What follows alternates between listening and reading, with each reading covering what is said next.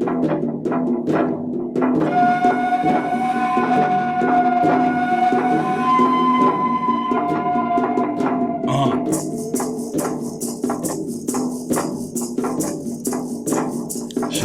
shalom.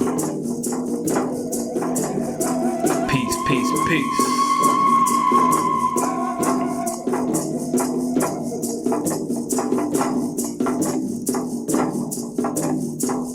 Yeah.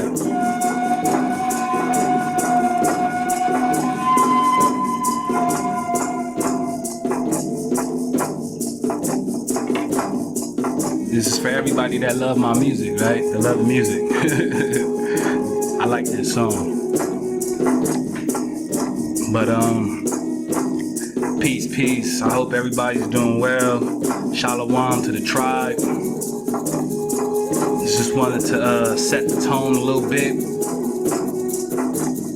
And we're gonna get straight into it.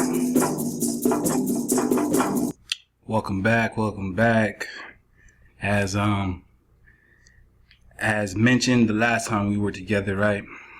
I said that we had some drop on the Olmec, right? The misnomered Olmec. So we're gonna get into it. What we're looking at is the San Lorenzo Colossal Head, right? Number 1. And I was able to display about the top 10. So we just gonna, compare, contrast, observe, and take notes. And I want you guys to pay attention to the phenotype, right? The phenotype, the lips, the nose, the cheek structures, the eyes, everything, all right? The symmetry of the face. I want everyone to just, take a bit and focus as we go ahead and examine these, all right? So this is the colossal head of San Lorenzo, and this is number 1. As you can see, this is just what I put in, right? And we're gonna look at the top 10. So this is number 1, all right? And hopefully you'll be able to see that clearly. We can go ahead and click on a couple more just to see, right?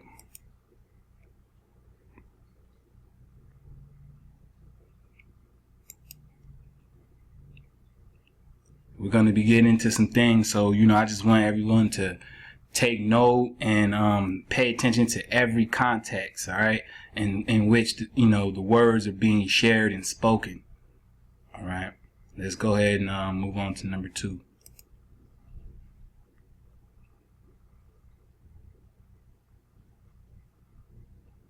All right, this is head number 2, San Lorenzo Colossal Head, right? And again, we're zeroing in on the Olmec, right? So you see the phenotype, the eyes, right? Looks, similar to this one. A little different, but similar, right?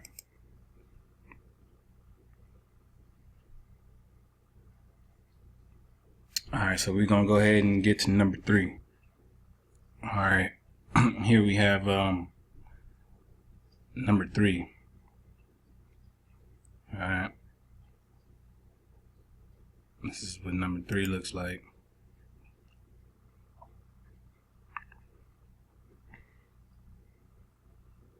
All right, and again, check out the phenotype, right? Check out the eyes.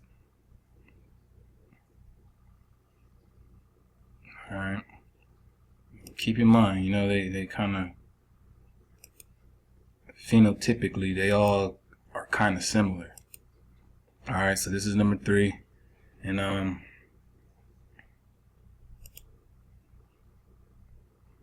just a couple of different perspectives, right? Also, peep out the headwear, right? Of course, what they have on their heads are always a mystery, right? Always. So we're gonna continue on. We're gonna check out number 4. Let's get it. Here we have number 4. Number 4, right? So there seems to be some consistency here phenotypically, right? I mean, as we compare, and again, this is just, you know, the top 10 that I've put together, you know what I'm saying, that I went ahead and looked at.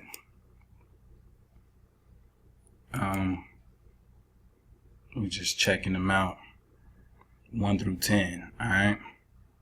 Now I'm pretty sure that, you know, they're in order based off how they were, you know, recovered and found. But it could also be due to location. You know what I mean? I'm not exactly sure how they got the numerology order, but you know, we're just going with the list. All right. So we're gonna go ahead and continue on to number 5.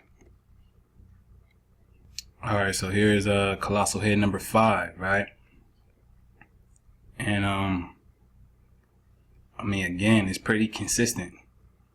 You know what I'm saying? As we get further and further into this list, you know, the phenotypes are starting to become pretty much accurate. Right? Not much of a distinction.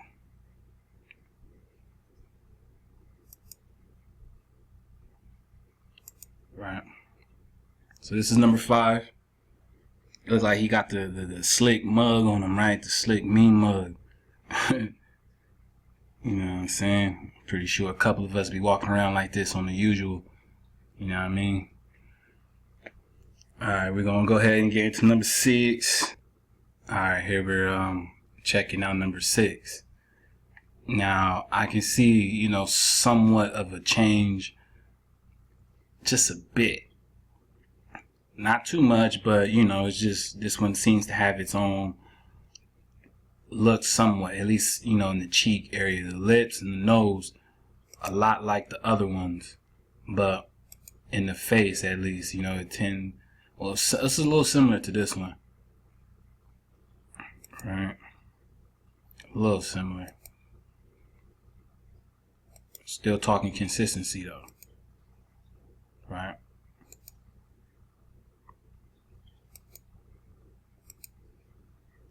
Peace, peace. I hope everyone's doing well. Shabbat shalom. I hope you charged up. And we're digging on the next one. Alright. So this is going to be number 7. Now, this one is heavily damaged, it looks like, right? Like it got melted. Right? Like it got hit with some kind of, you know, flame gun or something. You know what I mean? But this one right here is looking a bit ridiculous. Alright, but I mean, check out what's in the headwear. You know, it's really beat up. But maybe it was some similarity there, right? Once before. Kind of looks like, I think it's this one, right? Yeah, they kind of look alike.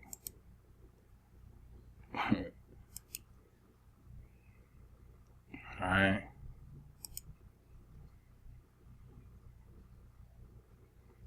And then, you know, keep in mind, this is the order, you know, they have them classified in. So, phenotypically, everything seems to, you know, mesh well, right? Coincide.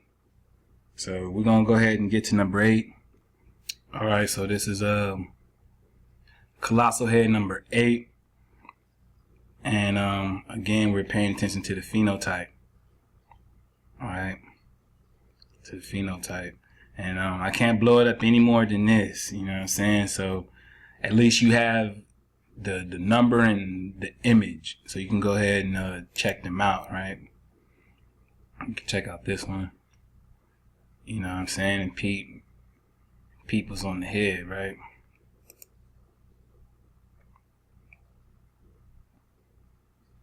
Phenotypically, alright? Now, you know, I'm not going to be the kind of friend. I've seen, you know what I'm saying, a lot of Spanish folks, right? A lot of our Spanish brethren with this phenotype right here, right? So I've seen this look before, you know what I'm saying? I've seen this look before. Definitely seen this look before. So keep all of these in mind. We're gonna go ahead and hit number 9. Sorry. We're gonna carry on to number 9. Let go. Alright, so this is number 9. I kinda don't like that pig, right? So let's see if we can. I don't like that one either. I guess this will have to do. And I wanted something a bit bigger, but I guess this is alright. This is number 9 though.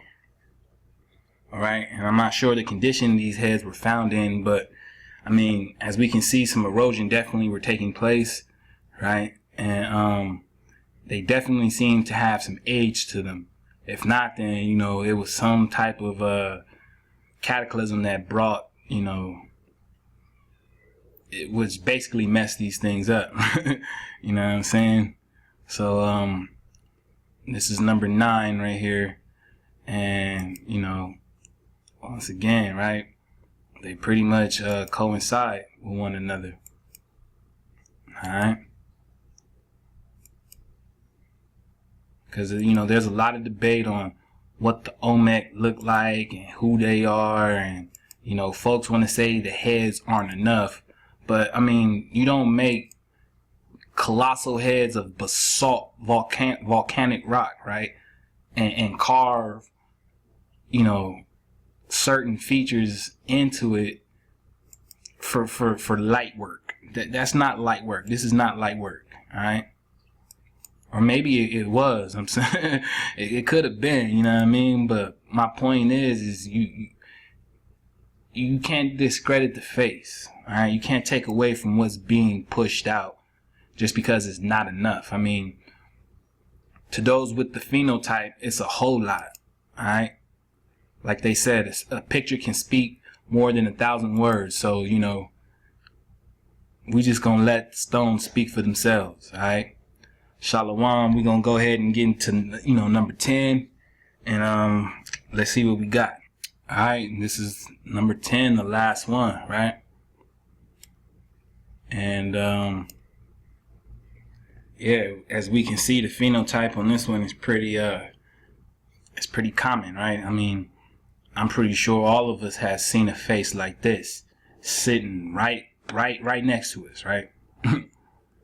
So I don't know about y'all, but from what I've seen, these faces are phenotypically pretty common. You know what I'm saying? I mean, I look into these stone heads and feel like I've actually seen, their long lost relatives once before. You know what I'm saying? Like, just off the face, these faces look like everyday people we see.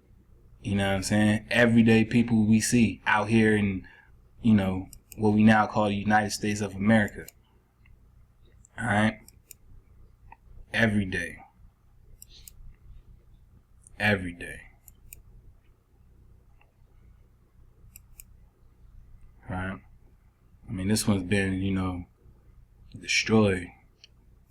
I wonder how that happened. All right. Last one being number 10. So these are your top 10 colossal Olmec head, so-called Olmec head. All right. We're going to touch, into the actual name. We're going to go ahead and dig into everything that we have, ready for the tribe tonight. So, Shabbat Shalom. I hope these phenotypes, sit in your mind. We're going to go ahead and, start the dig now. So, I want to check out the etymology on Olmec, and, let's just see what we got. All right. Let's peep that one time. All right. So here we have, a good little read, right, on the Olmec civilization. All right. And, if you don't know, the Olmec were located in ancient Mexico, right? In ancient Mexico, and pre-classical Mesoamerica from about 1200 BCE to 400 BCE, and is generally considered the forerunner of all subsequent Mesoamerican cultures. All right, basically the ancestors or the progenitors of the modern Central and Central American and Mexican tribes. All right. Now it says their heartland in the Gulf of Mexico, now the states of Veracruz and Tabasco, the Olmec influence and trade activity spread from, again, 1200 BCE and even reaching far south as present-day Nicaragua.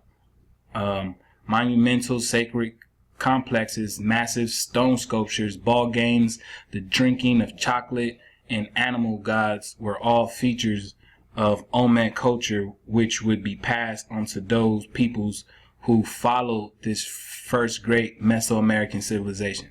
All right. It says that the Olmec civilization presents something of a mystery, right?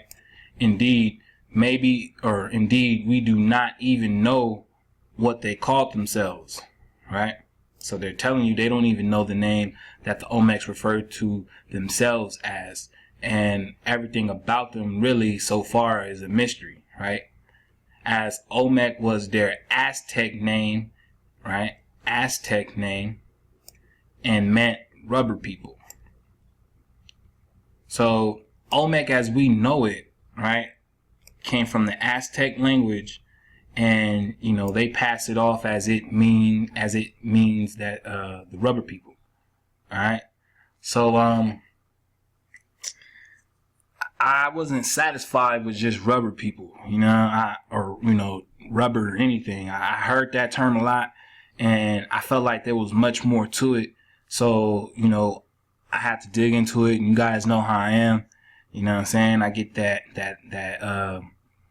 itch, that feeling, and, before I know it, it's time to, get to searching and finding out confirmations. All right. So, I was able to do a little digging. We're going to go ahead and jump into a little something. But before we do, we want to hit everyone with the fair use. You know what I'm saying? I know it probably don't make that much of a difference, but, we're going to go ahead and give it a try anyways if this thing can hurry up. You know what I'm saying? But, yeah, there it is. Fair use. All day. And we're gonna go ahead and get into this visual.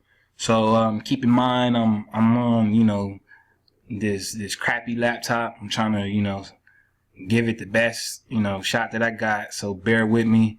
And if y'all if it happens to be lagging or is running behind, I'll leave the link in the description box, and go ahead and catch that. You can hit pause, where it messes up, and watch it for yourself, and then come back to it when we start back up again. All right.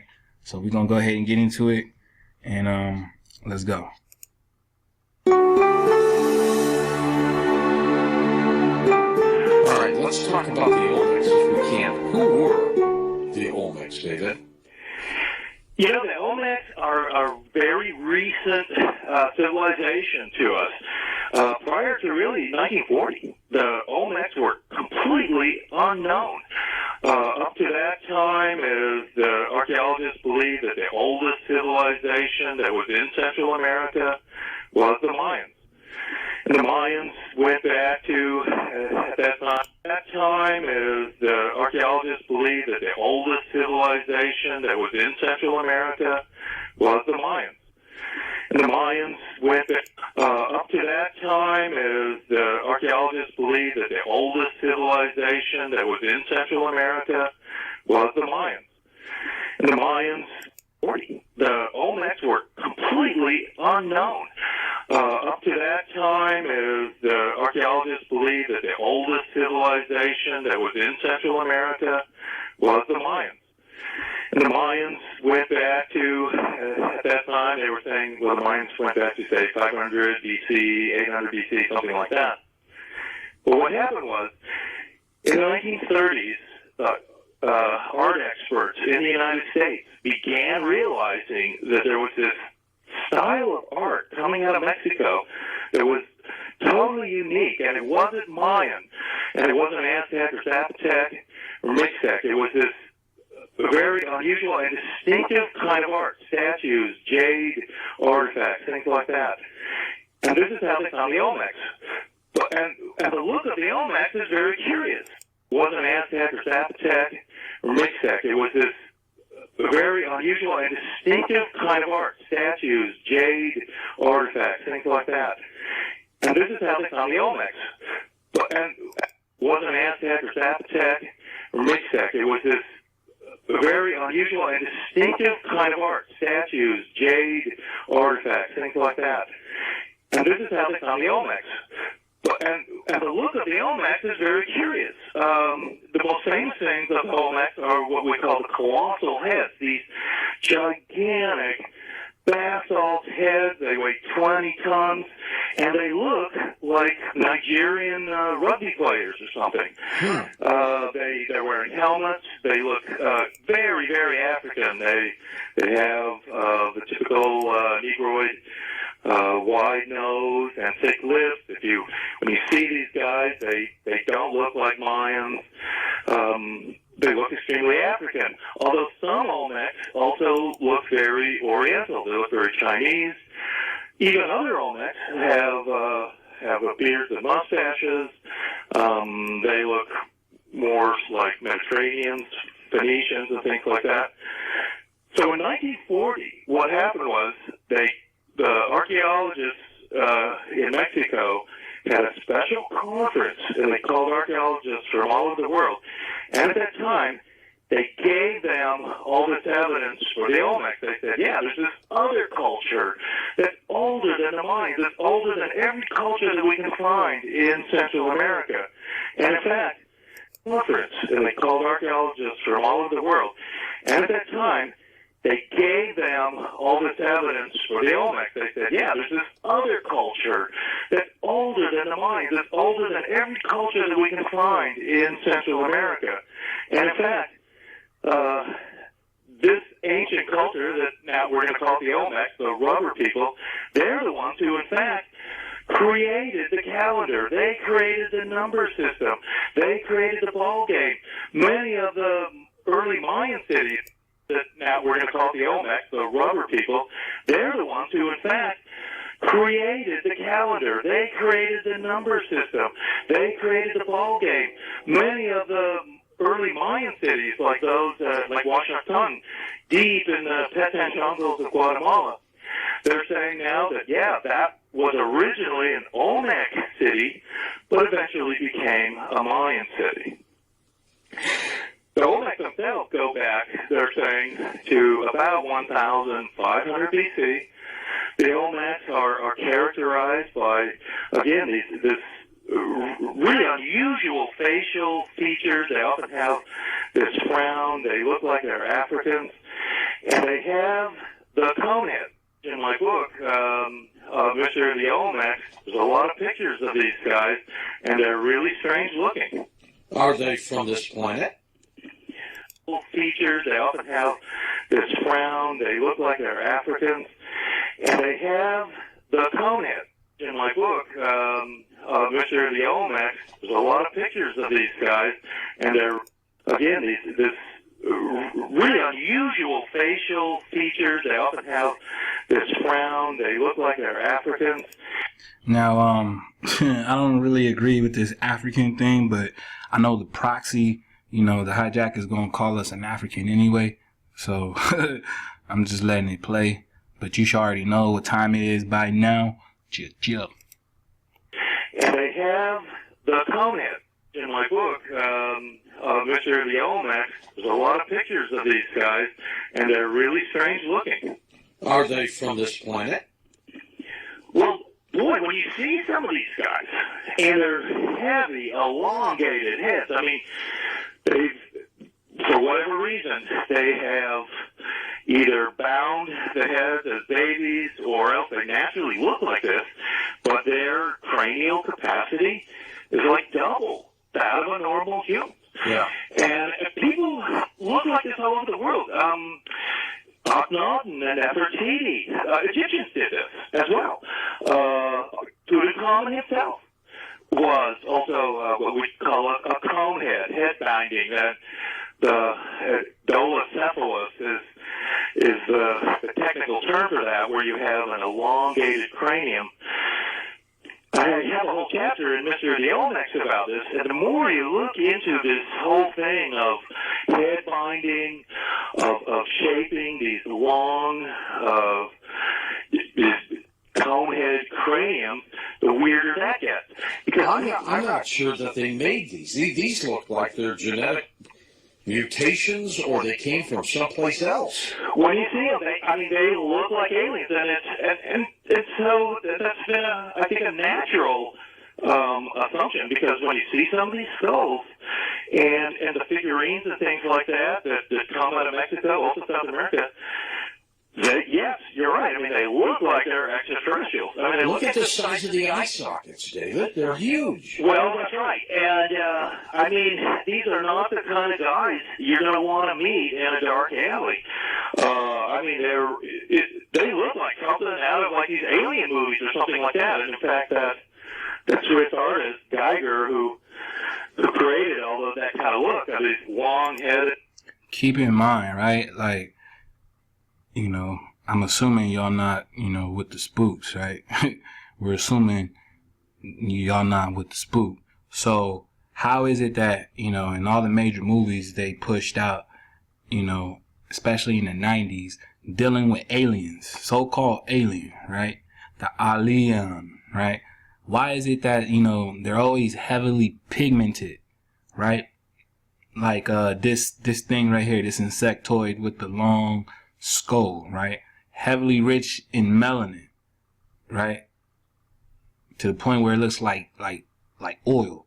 And then when you get to the predator, the monster, rocking locks, long ass locks, and professional locks.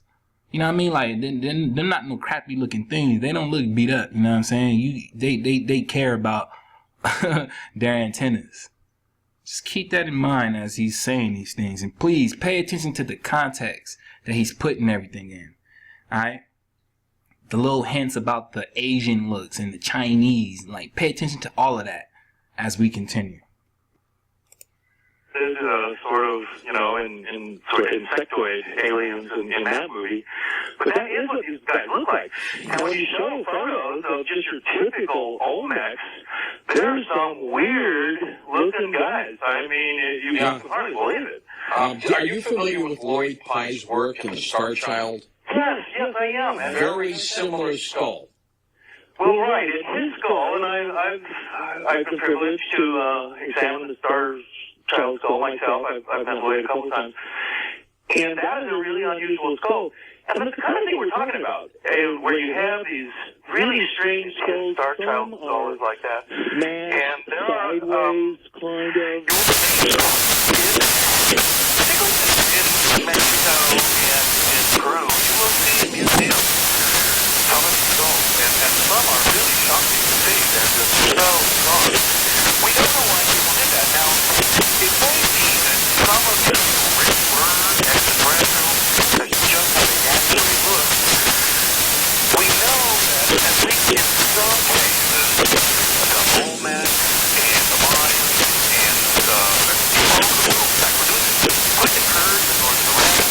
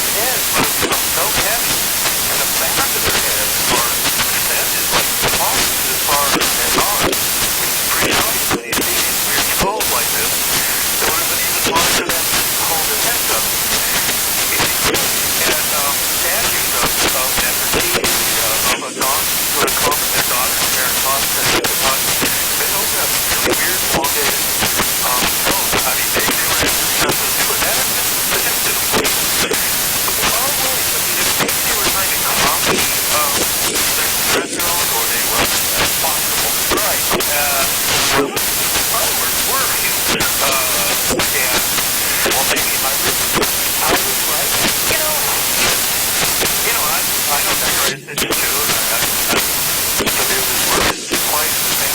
I do disagree with him on a number of things.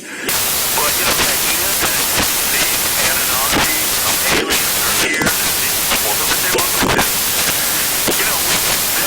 extraterrestrials don't necessarily look a whole lot different than we are. And in fact, perhaps, we are extraterrestrials too, in that sense.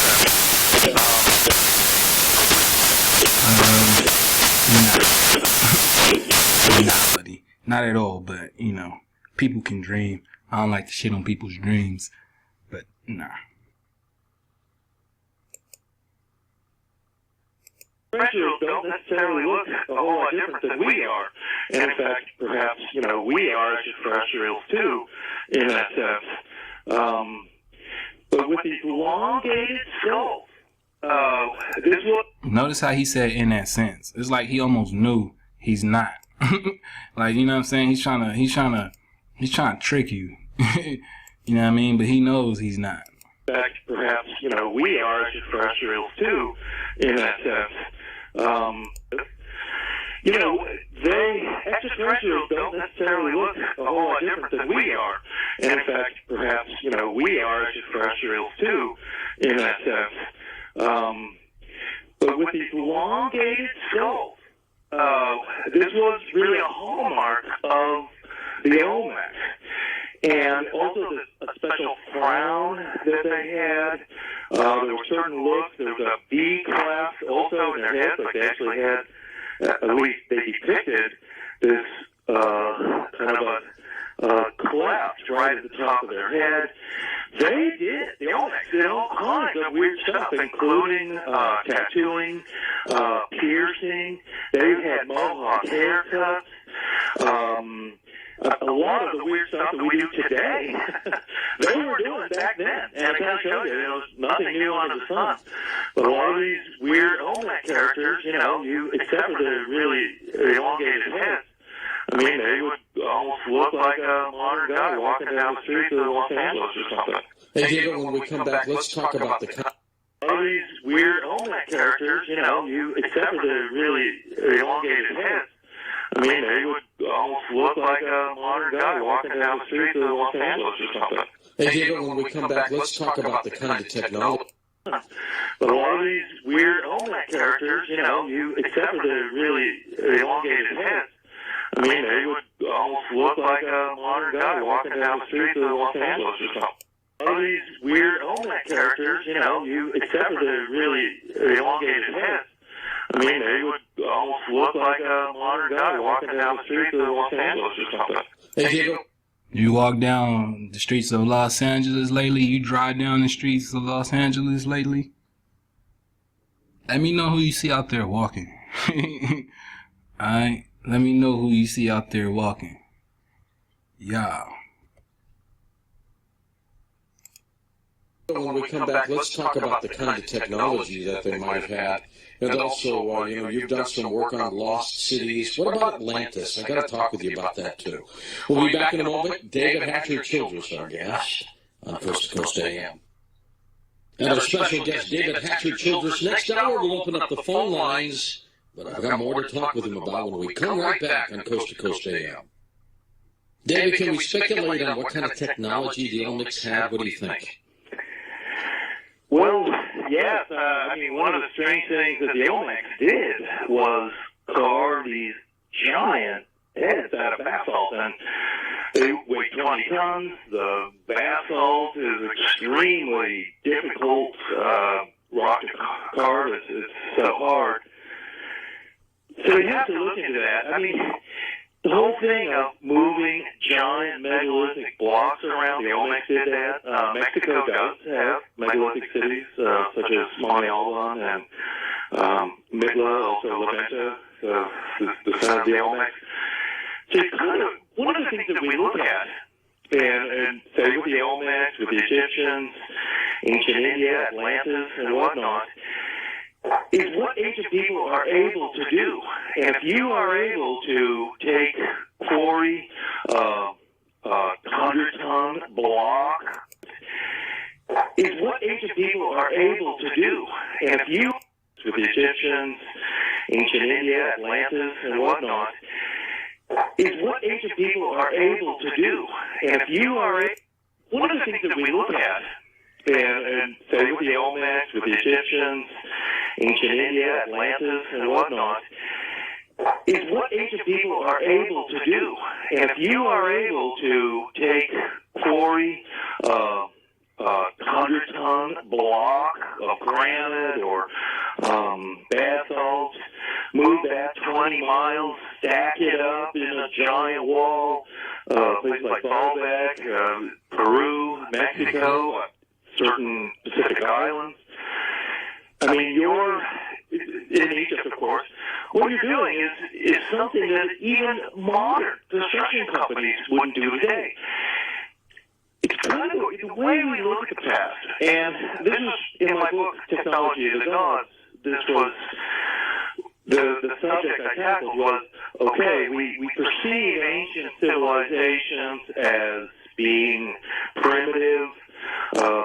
The way that modern historians paint the past to us is, well, 8,000 years ago, people were cavemen, very primitive, and suddenly they just stepped out of their caves, started the way that modern historians paint the past to us is, well, 8,000 years ago, people were cavemen. Nah. You were cavemen. You know what I'm saying? It's crazy. They always gotta lump the entire population into this caveman shit. But I mean, we making this video for a reason, alright? So we're not gonna get bothered by it. We just gonna, cut that where it is. But yeah, buddy, not everybody was climbing out of caves. Very primitive, and suddenly they just stepped out of their caves, started building ziggurats and pyramids and things like that. And you don't step out of a cave and start building pyramids and ziggurats. That's not what happens. All right? It's not what happens. And lo and behold, here we are, modern man, with all this cool stuff that we have. But really, the ancient civilizations weren't like that. There's a roller coaster of ups and downs. That's what the graph of history would read. You would have times of enlightenment and science, these golden ages of legends. But then there have been crashes. This happened with the Olmecs too, where suddenly these guys are moving giant heads around. They're carving huge statues. Then moving giant blocks around. You see this, say, in Peru. And then suddenly, it all just stopped. Some cataclysm just... Because, the niggas started messing around and creating people like them. You know what I'm saying? And then it got really, really shitty. So, yeah, we're gonna carry on, but, keep in mind, all these civilizations fell after the creation of this thing, this gizmo. Halted all the workers. They left huge blocks the size of a semi-truck just lying on roads and things like that. They were never made it to the wall or something that they were making. In Technology of the Gods and in all my books on lost cities, what I try to point out is that people would not be building, like the Olmecs, with giant blocks of basalt or granite. I mean, some of these things weigh 100 tons. The giant blocks at Baalbek in Lebanon, these weigh 1,000 tons. 100,000 tons, which would be 200,000 pounds. Even modern cranes wouldn't try and lift and move these blocks, yet ancient people were doing that. And you have to ask the question, why would the Olmecs or the ancient Peruvians or other people on these Pacific islands? The megalithic stones, you know what I'm saying? That's the proof. You know what I mean? I don't know about, all over the world, but yeah, we're talking about Lemuria. We're talking about Atlantis. We're talking about Mu. You know what I'm saying? Y'all on this new shit. Y'all on this modern shit. You know what I'm saying? But what we talking about is that retro. Let's get back to it. Why would they want to go around and build with 100-ton blocks, 20-ton blocks? Everything in Atlantis, everything in Lemuria, everything in Mu was huge. All right, the architecture, humongous. We're talking about monuments we can't even fathom at this moment because, you know, we're too caught up in a skyscraper. But you get what I'm saying. It seems incredible. They don't have to build like that. Right. I mean, we don't do that today. We don't. Construction companies will go around hauling around 20-ton blocks and stacking them up, maybe for the Lincoln Monument or the Jefferson Memorial or something like that.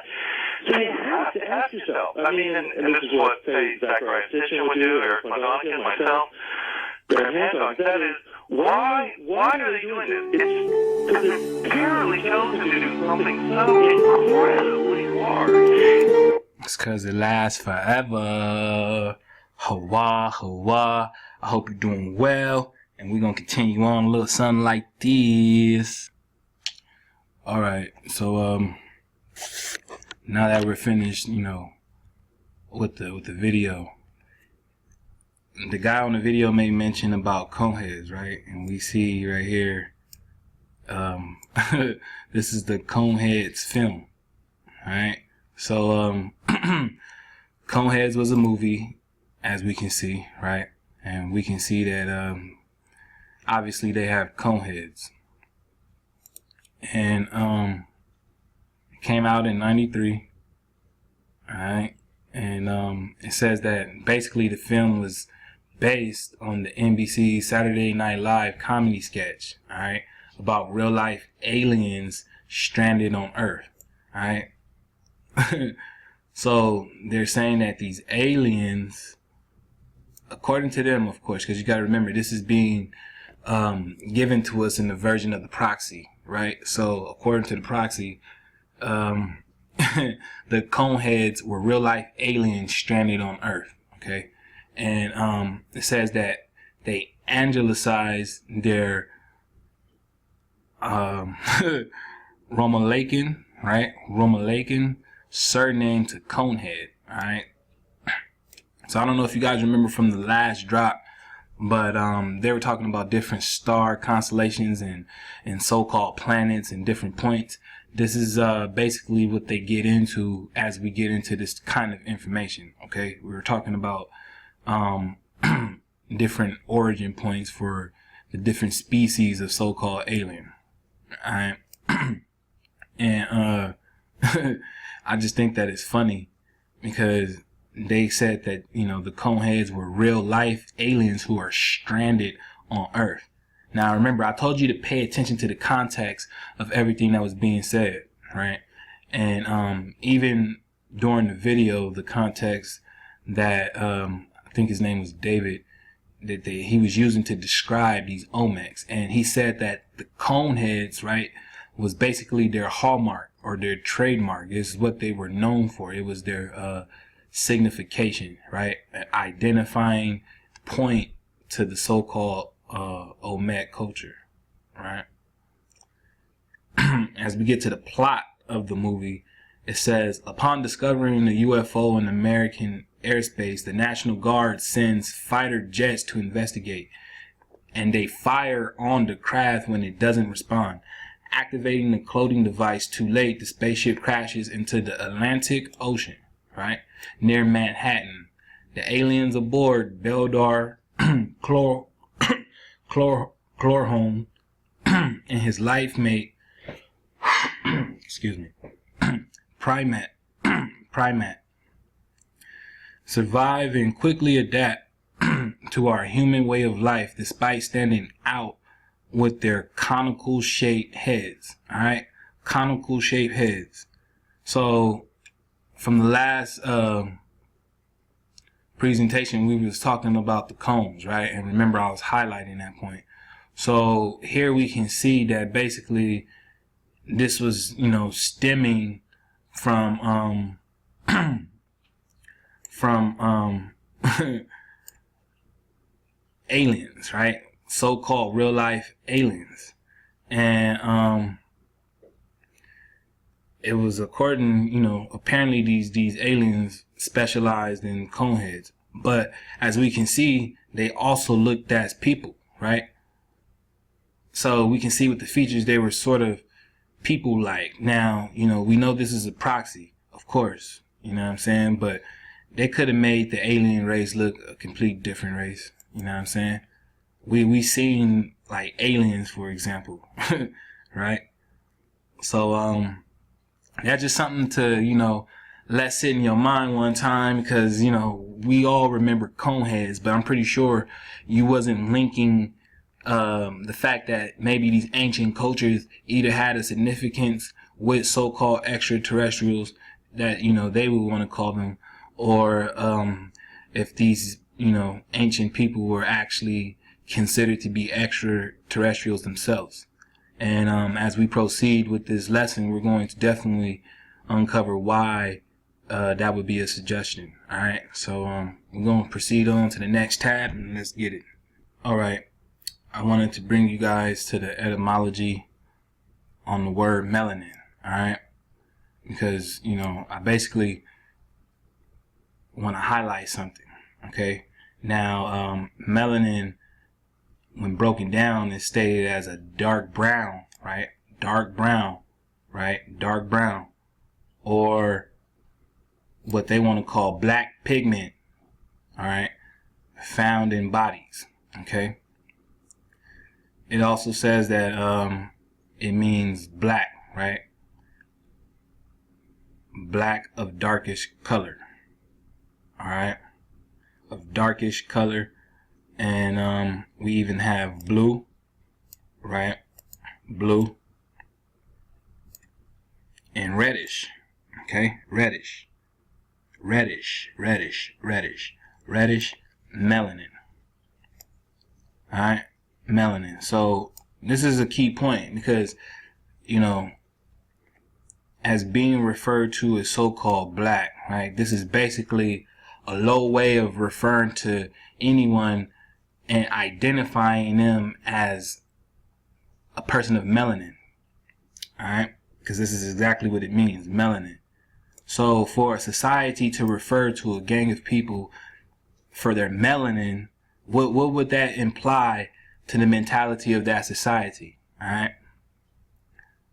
And this goes for those who embrace the term and for those, who go ahead and subject others to it by definition. All right.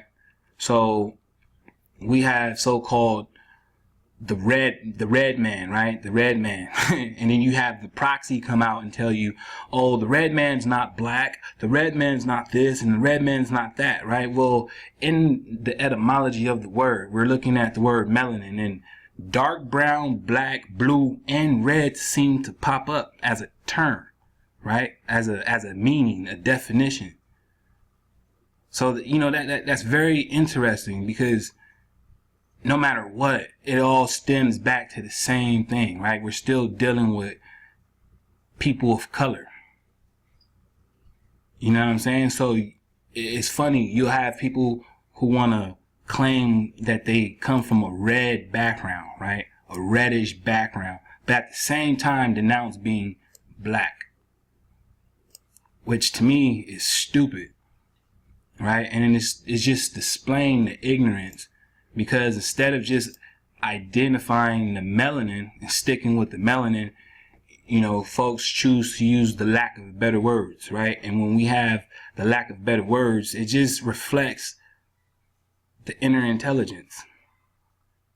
So you're not really working with much. It shows, you're actually mentally lazy, spiritually lazy, because you don't have another word to describe that which is natural. But when you say black, you know what I'm saying? You actually, you demean it. You know what I'm saying? Because melanin puts a different response into it. You know what I'm saying? So just keep that in mind. And if you practice these things, then, just keep in mind what it is that you're practicing. You know what I'm saying? Because I've been told that, you know, I've been of this reddish complexion. I've been told that I've been of this black complexion, right? I've been told I've been of this dark brown complexion. All which embraces melanin, all right? Which the proxy tends to want to call black. So as a so-called native, you know, how are you referring to the invader as a pale face with a pale face? That doesn't make any sense. All right. And further identifying people with a layman term as black, when really you're just signifying one's melanin, is kind of parasitic. Because that's how a parasite would talk. Right? Someone who understands they don't have that which is natural, so they identify you by something else. Which puts you in a game. That game's called duality. All right? The law of polarities, which is the law of opposites. They pin you against the opposite and use that against you mentally. So we're going to dig on these pictures, and I wanted you to keep this melanin part in mind, because as we look at these pictures, I want you to, you know, really key in on this word melanin. All right, so let's check it out. All right, so here we have one of the murals, right? I think this is the north wall, south wall, one of these walls. Down here in the Mayan, you know, murals in one of the temples. Now, basically, I'm bringing this up because, as we'll see, there's really no difference between the so-called Olmec and the so-called Mayan. Okay, now the cultures are going to have a distinction to them, but as we link them all up, we're going to see they're actually one and the same.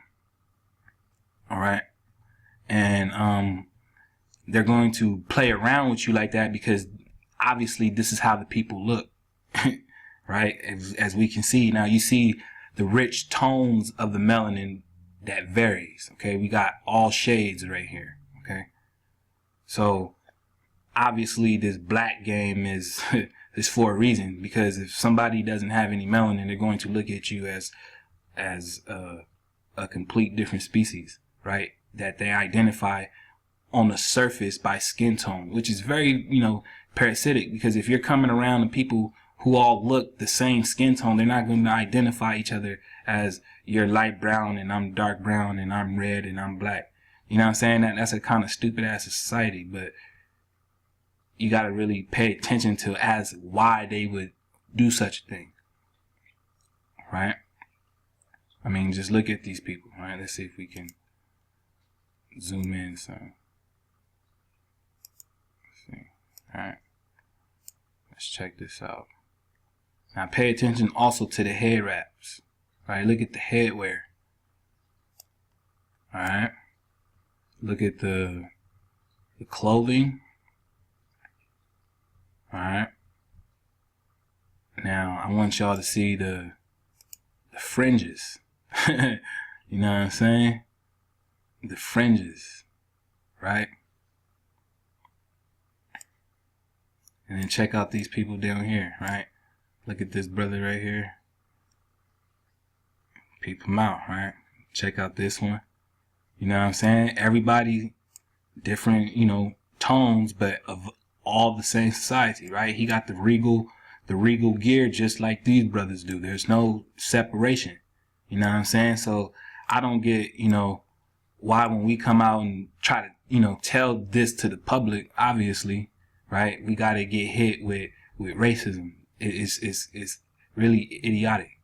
You know what I'm saying? When this is displayed on the temples that these people obviously depicted of themselves. You know what I'm saying? So who do they argue with? Do they argue with truth? You know, or is it just, you know, the in denial? You know what I'm saying? But we'll carry on, right? Let's see. Let's get this back. Oh no, don't want to do that.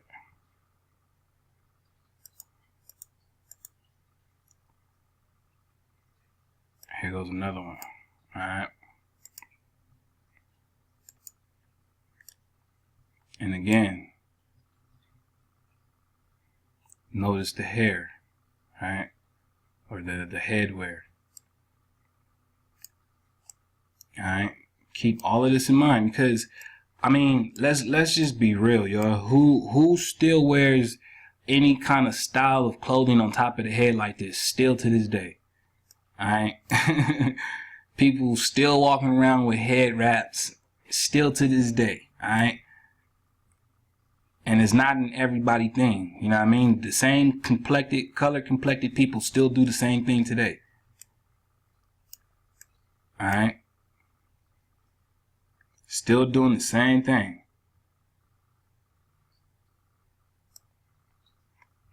Everybody's melanin rich. All right.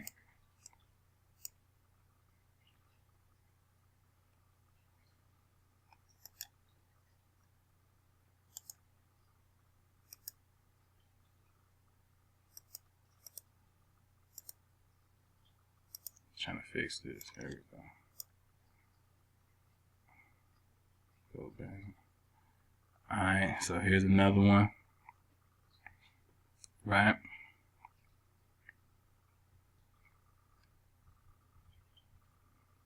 You know what I'm saying? And just check it out. Sorry. You know what I mean? Beat these hair wraps. I mean, folks still doing this, you know what I'm saying? We got aunties, we got grandmas, we got uncles, we got fam that's still dressed this way. Right now, you know what I'm saying? Right now. Alright, so let that soak in, and remember we're digging on what? Melanin, right? Dark brown, black pigment, right?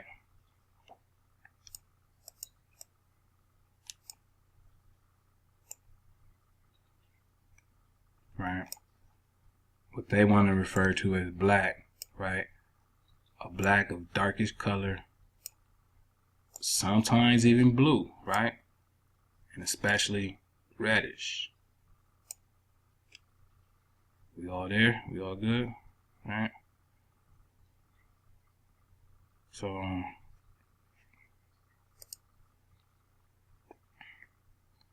see that, right?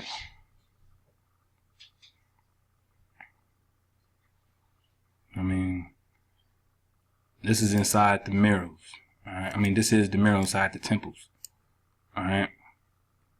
So it's well preserved, and it's obvious that, you know, this is the depictions.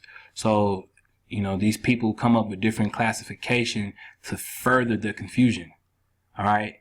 It's how they separate to declassify. That's the name of the game.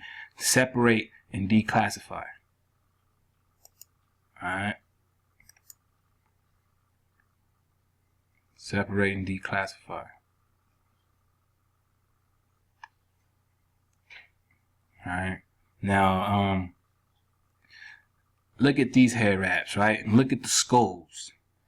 Now, if you see what I see, we can already see that obviously, if these are Mayans, they are already partaking in the head binding, right? They already have the cone heads. Look at them. Every single one of them have a cone head, right? A head, like they all binding their heads.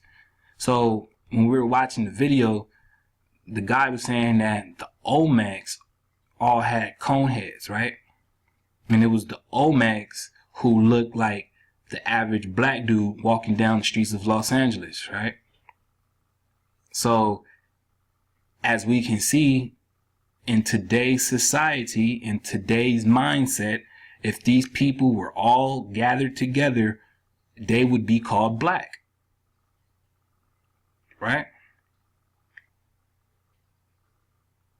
And furthermore, they're showing no, you know, distinction or difference from the details of, you know, the Olmec. the culture and the things that made the Olmec unique, they seem to be the same.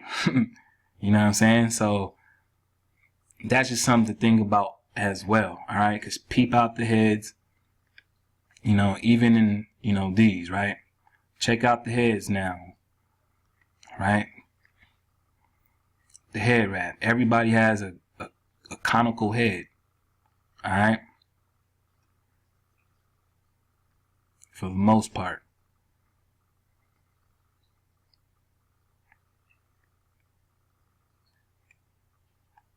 All right. To all the fam on the Instagram, you know, they already know. They know this is what we doing. You know what I mean? Waking the people up slowly but surely. Waking the people up. Cause I mean, peep it. All right. He said that the binding of the skulls, the formation, right? The cone heads was the hallmark, the trademark to the Olmec culture. Well, you know, we peeping the scene right here for ourselves. And this is it. Okay, here's another one. All right. And again, all of these are from the temple. These are the actual murals themselves. So we're looking at the actual work. You know, this is not a replication. This is not a drawing. You know what I mean? You go down there to the Bonampak temples, and you know this is what you're going to see. All right. And here, no one's wearing any head wraps, right? You can see the heads are elongated, right? The formation is there. So we're looking at the Olmec. All right.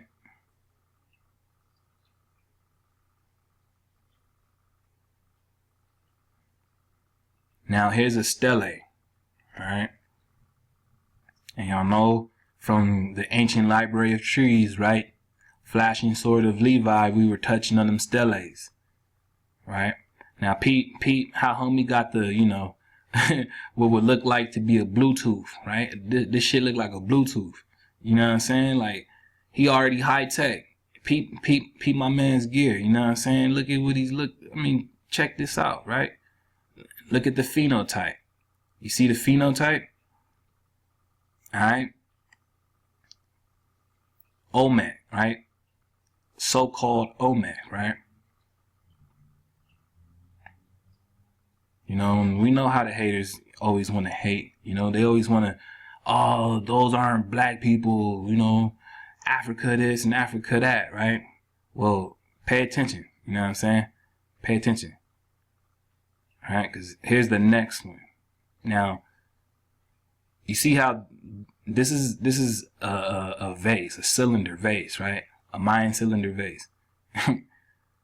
Probably ranging from, you know, pre-classical period. I'm sure, right? Look at the skin complexion. Look at the head wrap. Look at the headdress. Look at everything that, you know, this person's wearing. And say it's not the same as this. Right? It's the same thing. Alright? Same thing. Except here we can visualize what the person looks like on the real, because this is what they left. They left behind this clue. Okay, so when we're talking about the people of Mexico, this is what we're talking about. You see what I'm saying? Peep homie right here. Alright. So yeah. And again, you know, this is just how my brain works as we put together these pieces, you know. I normally just share this on the gram for the, you know, for the tribe. You know, I've been recommended a lot of times, you know, how come I never put them into, you know, a video like this? And I never really thought about it, honestly. You know, there's other people who do that. I always thought I'd leave that work to them, but, you know, we figured why not in this one, right? And yeah, as we see right here, it's more head bindings, right? And keep in mind, you know, there's a movie called Coneheads, and these coneheads were aliens. So do these look like aliens to you? Would they be aliens to someone else? Maybe, right? According to the proxy, right? So I hope that little slideshow was a good example of the ancient Maya, also the so-called Olmec. We're going to continue on with more links. So yeah, let's see what we got. Alright, so here we have the etymology for the word rubber. Alright, and I want to dig on this, and that always happens whenever I do that. Right? I want to dig on this rubber, because in my mind I was like, man, rubber's not doing the job. Like, I know there's more drop to the so-called Olmec than just rubber, right? And I mean, that's the way this language works. That's the way the the master programmers of this language that they use, right? This is, you know, the way that they use it. They give you words as a front, all right? So the face value is where you get lost in the meaning, because you just take that and you run with it and you never question it again. But, you know, as we know, of course, with etymology, right, the real word is or the real meaning is buried within the root of the word, all right? So as we can see, right, where we're digging on it, it says rubber, right, is a thing that rubs. Thing that rubs, all right, you know, as in a brush or cloth, right? It says the meaning elastic, right? Substance from tropical plants, all right? Elastic. Now, knowing the way that my mind works, you know, I seen elastic and I figured, let's continue to build, right? Why not? Because we went from rubber to elastic. You know, I like the way that works. That transition to me, you know, creates a spark, you know, and that spark develops into a charge, as we're going to see. So let's check out elastic, all right? All right. Here we have elastic. All right. And let's see what we can get, right? It says that it was coined in French by the 1650s, all right, as a scientific term to describe gases, right? Gases, right? From elasticus, right? From the Greek elastos, right? All right. Ductile, flexible. Okay, ductile, flexible, related to whatever this would be, right? It's related to this word, which right? Strike, to beat out. To strike, to beat out, right? Which is of uncertain origin. So, you know, that to me stood out big time, right? Big time. Man, I'm always messing that up. I gotta knock that off. Alright, but that stood out to me just big time, right? And check this out right here. Piece of elastic material, right? Originally a cord or string, right? With woven rubber. Alright. So I mean, I find that amazing, because, you know, for those who are really paying attention, you can see it right in your face, right? The charge, right? The spark. This is what I'm talking about. But this really stood out to me, right? And I was like, wow, elastic means to strike and beat out.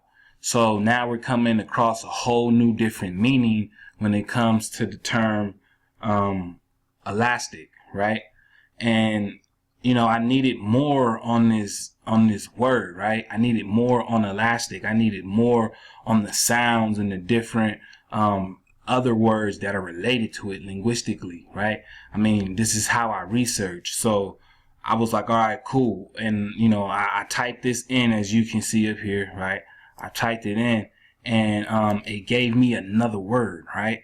And this other word really stuck out to me, right? Because like I said, this to strike, beat out is what caught my attention. And mind you, we're getting all of this from rubber. Okay, so let's check out what this other word is, and let's see what we can get. All right, so digging on the word elastic, I came across this word right here, which is Zelanasia, or Xenalasia.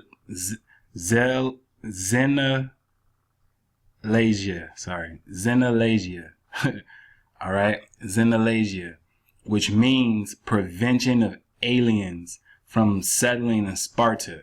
All right, prevention of aliens. All right, prevention of aliens. Literally expulsion of foreigners. All right, expulsion of foreigners. Expulsion of foreigners. Xenalasia, right? Xenalasia, right? Xenalasia, which means to expel foreigners or strangers, right? Strangers. All right. Drive away, or beat out, right? Just like how we were digging on elastic, right? To strike, beat out. Xenalasia, right? Xenalasia. Drive away, beat out. Expulsion of foreigners, right? Prevention of aliens, all right? Prevention of aliens. Those who are strangers, all right? Expulsion of foreigners. To expel foreigners, all right? To drive away, beat out. Xenalasia, all right? And we got this from elastic, right? Which we got from rubber. Now keep in mind, when we started this presentation, the guy, right, David, whatever his last name would be, was trying to make a synonymous link between the Olmec Mayan and the so-called extraterrestrials. All right. Now, as I stated in the beginning, when we're dealing on these so-called aliens and the Mayans, right, and the Olmec, there's really no difference between the Olmec and the Mayan, right? Now, by culture, there's slight differences, because obviously there's a progenitor. The so-called Olmec, right? As we're learning, the rubber people, the ones of elastic, right? However you would say that. I'm getting caught up right now, right? But Xenalasia, there we go. The Xenalasia, right? Those who prevented the aliens from settling in their land, right? Those who practice the expulsion of foreigners, right? Those who tend to expel the foreigners or the strangers, right? Those who were skilled at driving away and beating out those that did not belong, right? Which ultimately sounds like a warrior, right? A brave, right? And if you've been paying attention to, the Levitical cities, right? How I broke down, basically, my little family tree, that, I come from the direct line of the Braves. All right. So we're talking warrior status, right? We're talking, well, let's get into it. All right. I got some pictures, that we can reference and actually get a visual to see if this links up to the so-called Olmec. All right. So, let's check it out and see what we can, find out.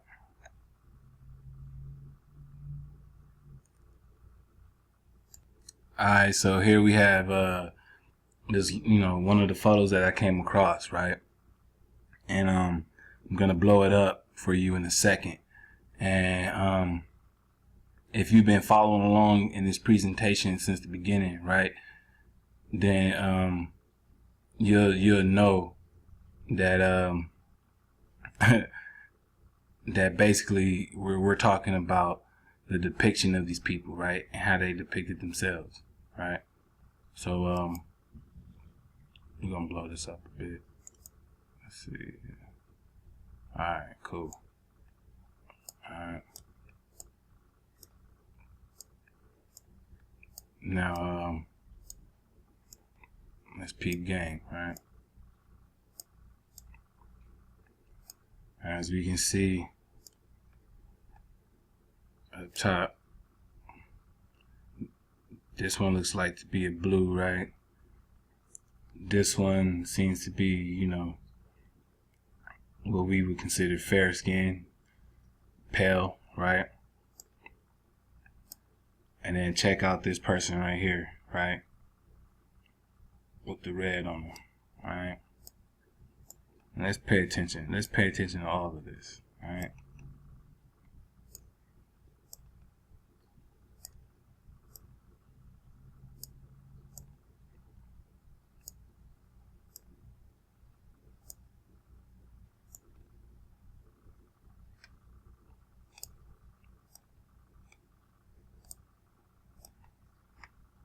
All right, because I want the viewer to grasp the idea of different complexions. All right, as we continue to break this down, so you can see that what I'm saying is not off the wall. All right. So this is from the Codex, right?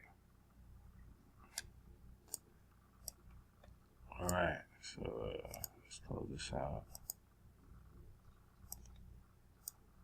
All right. Go to the next one. Okay, this is the next one that we have. All right. I want us to, let's peek these people out, right? Now, once again, they obviously depicted hue, right? The difference. Now, as we'll notice, the darker ones, right? The darker pigmented ones, right? Always seem to push out what seems like the lighter one. All right. See, as we go down, right? The faces, right? Pushing out those of lighter skin tone, right?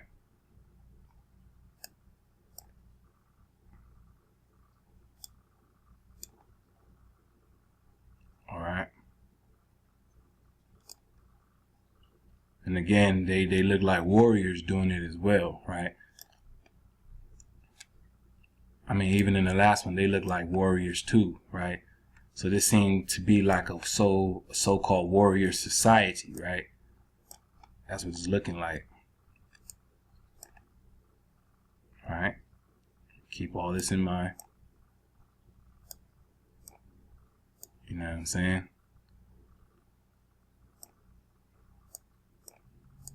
They're expelling the foreigners, right? Getting rid of the foreigners, right? Obviously, these guys at the bottom, right, don't look like the ones holding the hair. You know what I'm saying? So these guys down here are being expelled, right? They're being driven out, right? They're being beaten out, right? All right, let's check out one more. All right. I'm gonna blow it up. All right, now this one right here is, crazy, right? Let's peep it. Once again, we have the different comparisons in the skin tone, right? And obviously they are expelling the foreigners, right? What would be considered strangers to their land, right? Because we can tell they don't look like these guys, all right? I mean, doesn't this look familiar? All right, don't this headpiece right here look familiar? You know what I'm saying? I mean, peep it out, right? They run around KKK, Ku Klux Klan, right? What really sounds like Cuckoo Khan, right? When you really pay attention, Ku Klux Klan really sounds like Cuckoo Khan. Why? Are they using some kind of reverse psychology against you? You know what I'm saying? Because that's what these parasites do. They put on what is yours, right? They put it on and use it directly against you. I mean, look, we're looking at this xenolasia, right, being performed, right?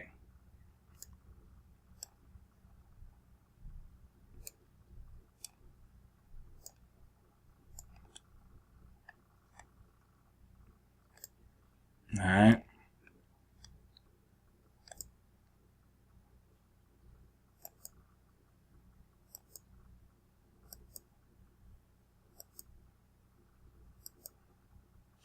So, yeah, right, from beginning, bang. All right. So, let's see what else we got. All right, so, now another word that I found, right, dealing with elastic was this word springy, right?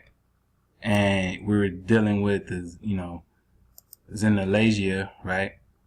Which was the prevention of aliens, right? The expulsion of foreigners, to expel foreigners, right? To drive away and beat out, which is what elastic meant, right? To strike and beat out, right? So,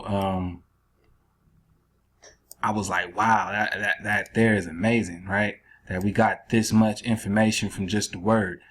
And then coming to find out that elastic is related to springy, right? Elastic is related to springy. And when you think of elastic normally springs, right? And when you think about your hair is springy, right? You have springy hair, right? And our people, when we really celebrate our new year, we do it in the spring, right? Just like, just like how it says in the text, right? When we're talking about the green corn ceremony, right? I mean, the month of Abib, right? Corn, right? Spring, right? Let's dig on it. Spring, right? Spring of the year, right? When plants begin to rise, all right? And, wow, I mean, look at this right here, right? Carbuncle. You know what I'm saying? So, keep all of this in mind, right? Because we're talking about spring. Spring is the time of life, right? Where life is being expressed. It's the time that life is brought forth, right? Where life has been renewed, and it's time to once again, blossom and thrive, right? And spring, right? You having springy hair, right? You know what I'm saying? So this is elastic. This is dealing with you, right? Furthering more that, this is dealing with you. You know what I'm saying? A source, right? Of a stream or river, a flow of water rising to the surface from the earth below. Spring, right? The act of springing or leaping, right?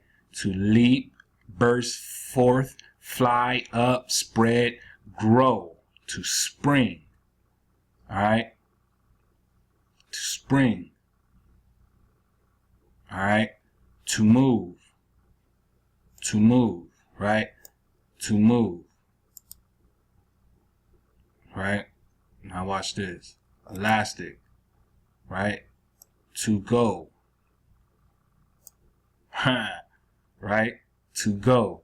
So here we have spring, to move, to hasten, to hurry, to go, to leap, burst forth.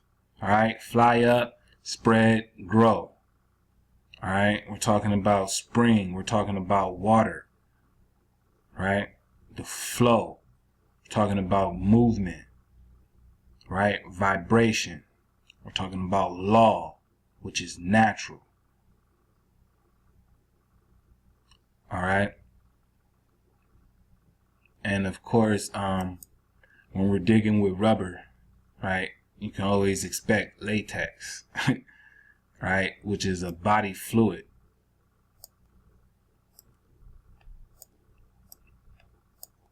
Whatever, body fluid, right? A liquid fluid, liquid, right? Liquid, right? Flow of water, right? Liquid. Alright. Flow of body liquid, right? Liquid, a liquid fluid, right? Body fluid. So, you know, let's peep this out. Refresh your memory one time, alright? Alright, and here we have that nagar again, right? That nagger, right? And it means what? To pour out, pour down, right? Flow away, to fall, right? Trickle down, right? To pour, run, flow down, right? To be stretched out, to pour down, right? To pour oneself, to flow. All right? Flow of water, right? Latex, liquid. All right? Just keep in mind, all right? Elastic, right? To go, to beat out, to strike, right? To drive away, beat out, right? Spring, elastic, all right? Flow of water, right? Latex, which is of rubber, body fluid, right? Liquid, fluid, right? And what does fluid do? It tends to pour, right? It tends to flow. It tends to run. It tends to trickle down. You see what I'm saying? You following me? All right.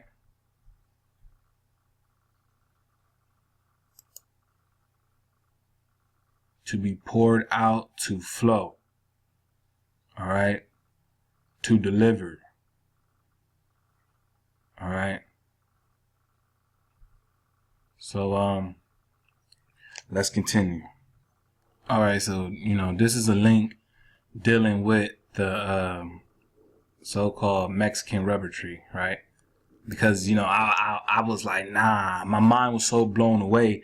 I couldn't really believe that, you know, the drop that I was getting was that, you know, these people practiced the expulsion of foreigners. Basically, you know, they protected their borders and kept it strong, right? They held down the land that was theirs. This was a practice of theirs, right? This was a part of their culture. All right. But I was like, you know, is there any more to this rubber, or was that the drop? Was that the main drop? Now, keep in mind that, they were, you know, people of the trees as well. They were synonymous with the trees, right? So they knew the balance in nature and what, you know, steps to take necessarily to get, you know, remedies and things of healing, you know, magnifications and all kinds of beneficial aids that, you know, having, you know, this type of knowledge brings. All right. And as we can see, right, the species, I guess, is spread throughout everywhere. It says that it's an invasive species. All right. So that it is native to this region right here, right? And I guess it's being grown all throughout here and elsewhere, right? And it's called the Castelia elastica, right? Castilla elastica, right?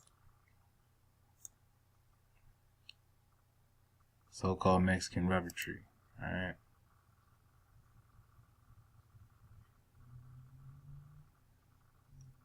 So like we were saying in the last drop, our folks were synonymous with the trees. And you know, they use the trees for a lot.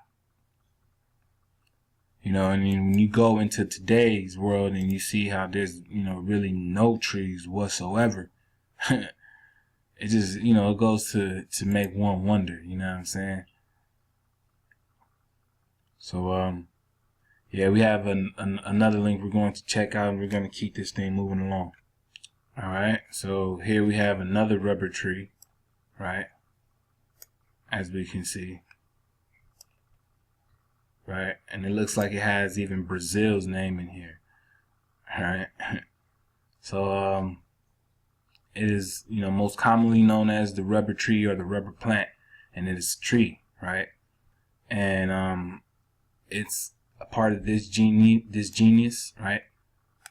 Hevea, because of the milky latex that is extracted from the tree, which is its primary source of natural rubber.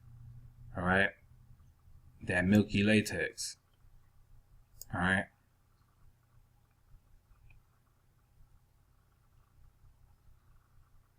It says that the trunk is cylindrical and may have a swollen bottle-shaped base.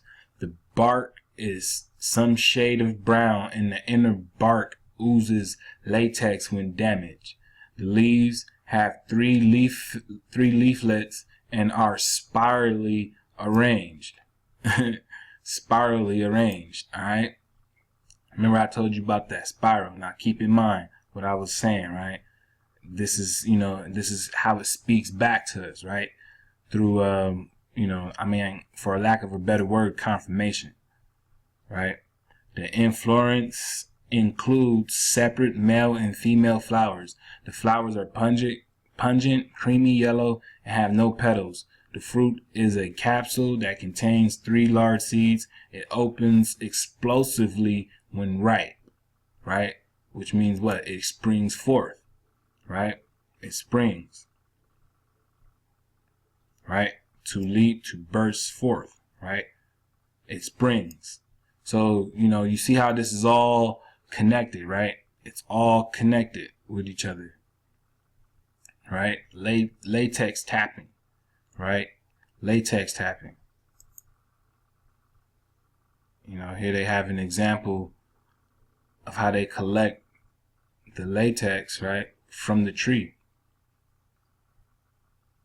You know what I'm saying? So all of this is really, you know, constant draining, constant, you know what I mean, take, no replenish, no rest day, you know what I'm saying, no day of thanks, none of that, you know what I'm saying, like, these folks are continuing to take, no replenishing to anything, you know what I'm saying, and we go around, you know, ignorant to the you know, basic makeup of these things that really, you know, stem directly from nature. All right. Now it's the South American rubber tree in the Amazon rainforest. All right. And it says that increasing demand and discovery of vulcanization procedure in 1839 led to the rubber boom in that region, enriching the cities of Belém, Santarém, Manaus, and Iquitos, right, of Peru. You know what I'm saying? So, man, you can only imagine, right? You can only imagine. It also says down here, right, that the Olmec people, right, of Mesoamerica extracted and produced similar forms of primitive rubber from analogous latex producing trees such as the Castilla elastica, right, as early as 3,600 years ago. Now you don't ever hear about, you know, this side of the map going this far back. All right, what the Egyptians call the Zet Tepi, right? So when you remember when he was when David in the beginning, the video that we saw in the beginning, was making reference to, you know, the cultures, he kept aligning them to so-called Egypt, right? He would align them to the cultures of Mesopotamia and Iraq and Iran, right? And when you think about it, that's the same timing that the Egyptians called the Zet Tepi, right? The Zet Tepi. And at that point in time, I mean, everybody was walking around with that carbon ether. And this is the whole point of this presentation, because this is exactly what we're proving. All right, let's go. All right, so this is the page for the Castilla elastica, right, which is the Panama rubber tree, and it is native to the tropical areas of Mexico, Central America, and northern South America. All right, it was the principal source of latex among the Mesoamerican peoples in pre-Columbian times. All right, the latex gathered from the Castilla elastica was converted into a usable rubber by mixing the latex with the juice of morning glory species. All right, which conveniently is typically found in the wild as a vine climbing Castilla elastica. The rubber produced by this method found several uses, including most notably the manufacture of balls for Mesoamerican ball game. All right. It says the Aztec word, or the Nahuatl, right, word for rubber was ui, right, or ali, right, ui or ai, right, or ali, from which their word for the ball game derived, right, and also their name for the ancient people they associated with the origin of the ball game, the Olmecs. So once again, as we come in to, find out, the Olmecs did not call themselves Olmecs. This is a Nahuatl word, right, from the so-called Aztecs. And I mean, honestly, the Nahuatl has what we would call Chinese, right? It has a Chinese dialect. Okay, so if the Olmecs didn't refer to themselves as the Olmecs, what did they refer to themselves as? And if that is the case, you know what I'm saying, this is the number one reason why the proxy always want to jam up the comments. They always want to jam up wherever you go and claim heritage to, whatever that they can through language, right? Because they know you don't know the history. They know you don't know phonetics, and therefore they know you won't be able to trace the invasion, right? The strangers, the foreigners that came through Asia. All right, because we're learning that the ancient people, right? I mean, the Zet Tepi were considered the parent civilization, right, of the ancients that spoke the Hebrew language of light, right? As we're picking up from that last drop, right? So these ancient people who spoke the Hebrew language of light, you know what I mean, were of the Zet Tepi, and they did not speak Nahuatl, right? So you can't say that the Olmecs were, of this lineage when they did not speak the Nahuatl language. All right. But, we're going to go ahead and continue on, and we're going to see what else we can get. All right. All right. So here's the tab for Cinnabar, right? And, if you remember from that flashing sword of Levi, right? The ancient library of trees, right? We were talking about Cinnabar and the carbuncle stone, right? which is really the stone of Levi, right? Cinnabar. So let's dig on this some more, right? Cinnabar is referring to the common bright scarlet to brick red form of mercury sulfide, right? That is the most common source ore for refining elemental mercury. And is the historic source for the brilliant red or scarlet pigment termed vermilion and associated red mercury pigments. Alright? Red mercury pigments. So it's a trip because it's cinnabar in a sense, right? And complexion seem like, you know, the same complexion of the people of the walls, right? Hold on, let me bring this up real quick so you can see what. All right, so here we have that cinnabar complexion, right? All right.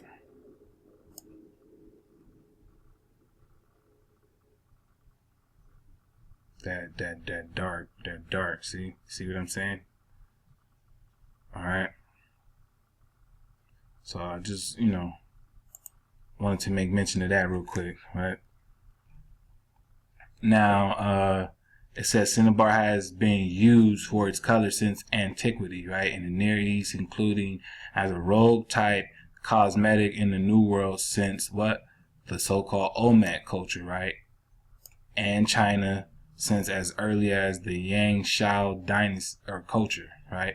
Where it was used in coloring stoneware. All right.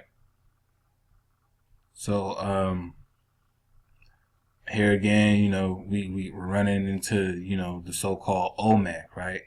And we've seen that the Olmec used cinnabar. Now, I'm going to break down why I brought you here, right? We scroll down.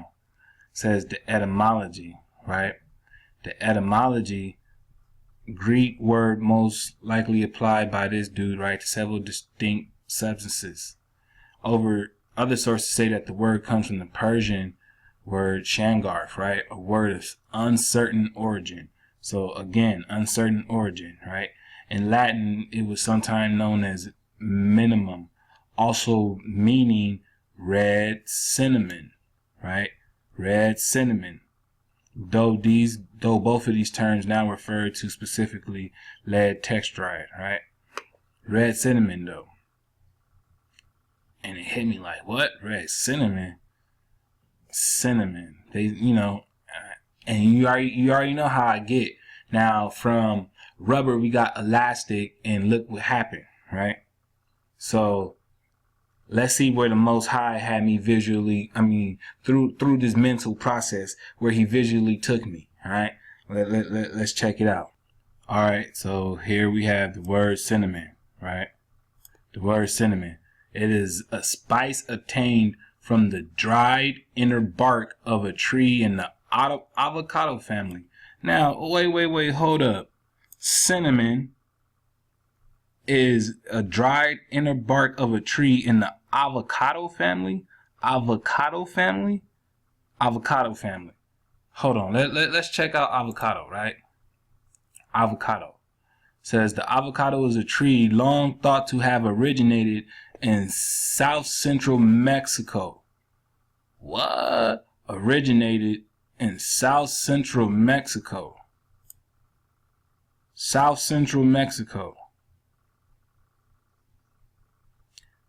Originated in South Central Mexico. Wow. Right? Avocado. The etymology of avocado. Right? Goes back. Oh, damn. Saying that it means testicle. Well, I didn't mean to bring y'all there. But that's amazing, right? So, this cinnamon is related to this avocado, right? It's in the avocado family. Now that's crazy because if the avocado tree originated here in where? South Central Mexico, right? Let's see what else we can get, right? says it comes from the Greek kinemon, from a Phoenician, right? Phoenician word, akin to Hebrew, cousins, right? Cousins, akin, related, right? Related, right? To Hebrew, kinemen, right? Kinemen, right? Uh-oh. So now we just connected what that ancient Hebrew, right? The same reason that Columbus needed an interpreter when he got here. You know what I'm saying? The same reason. The same reason Columbus needed a Hebrew interpreter when he reached the Americas. This is why, right? Because cinnamon is of the avocado family, right? And the avocado tree originated in South Central Mexico, right? Furthermore, the color of it is a light reddish brown, right? A light reddish brown. Now, let's dig on this light reddish brown, right? Because we're talking about melanin once again, and we're right back at this. You know what I'm saying? So I don't want to hear any comments, or I don't want to see any comments talking about it was paint this and paint that. You know what I'm saying? Because the paint that you want to talk about is melanin. You know what I mean? And the melanin, you know, when we really get down to it, is actually carbon. Right? The dark matter etheric genetic that ooze. You know what I'm saying? So, you know, don't play any games on the channel. You know what I'm saying? If you can't vibe within the frequency, you know, and your skull's a bit too thick, it's all right. Just keep the hate to yourself. All right? But as we can see, we're still talking about the very same thing. All right?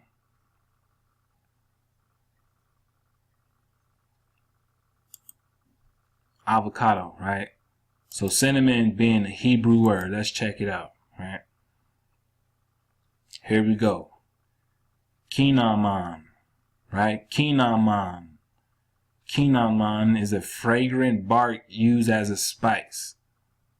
Bang. The origin is doubtful. Alright? Notice that as I'm telling you what the origins to these words are, and we highlight them, they always come back to an unknown origin. Because that, you know, whenever it's unused or unknown, it's always pointing directly back to you. Alright? It's always pointing back to you. That's why it's unknown. Everything dealing with you is unknown. All right. But we're going to know this, right? We're going to get to know it. All right. So, let's carry on. All right. So, you know, here again, we have the conifer cone, right? And like I said, this is really, you know, the drop that I had this link reserved for, right? But nonetheless, that, you know, we're all acquainted with the cones now. You know what I mean? I want you to, you know, pay attention to the shape, right? Because this guy David really kept throwing in the significance in the cone heads, right? And the cones, and, you know, the reason, you know, they used it, and how it was a big part of, you know, the Olmec culture. And we're learning that the Olmecs didn't call themselves Olmec, that this was an Aztec Nahuatl term given to them by the Aztec, which came a lot later. A lot later, all right? So keep in mind, this is the cone, right? And when we're talking about the cone heads, the so-called UFOs that came to Earth, you see the shape of the head, right? The head's basically, you know, similar, right? We're talking about trees, okay? Showing the veneration and the ancestral respect by way of nature, all right, to the tree. All right. But not only did they do it for that aspect, you know, obviously, you know, they had capabilities with technology, right? They knew certain things, all right? And by them knowing certain things, they were, you know, basically able to pinpoint certain benefits within their knowledge. All right. Now they use it as the geometric cone, right? Actually, I should have left that part alone. But yeah, we see the cone, right? And there's angles, right? And dimensions to this, right? That I was explaining allow the brain to really maximize its energy. And we're gonna go ahead and take a look into that right now.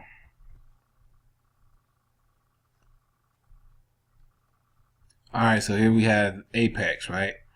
In geometry, in apex, Latin for summit, peak, tip, top, extreme, end, is the vertex, which in some sense the highest of the figure to which it belongs.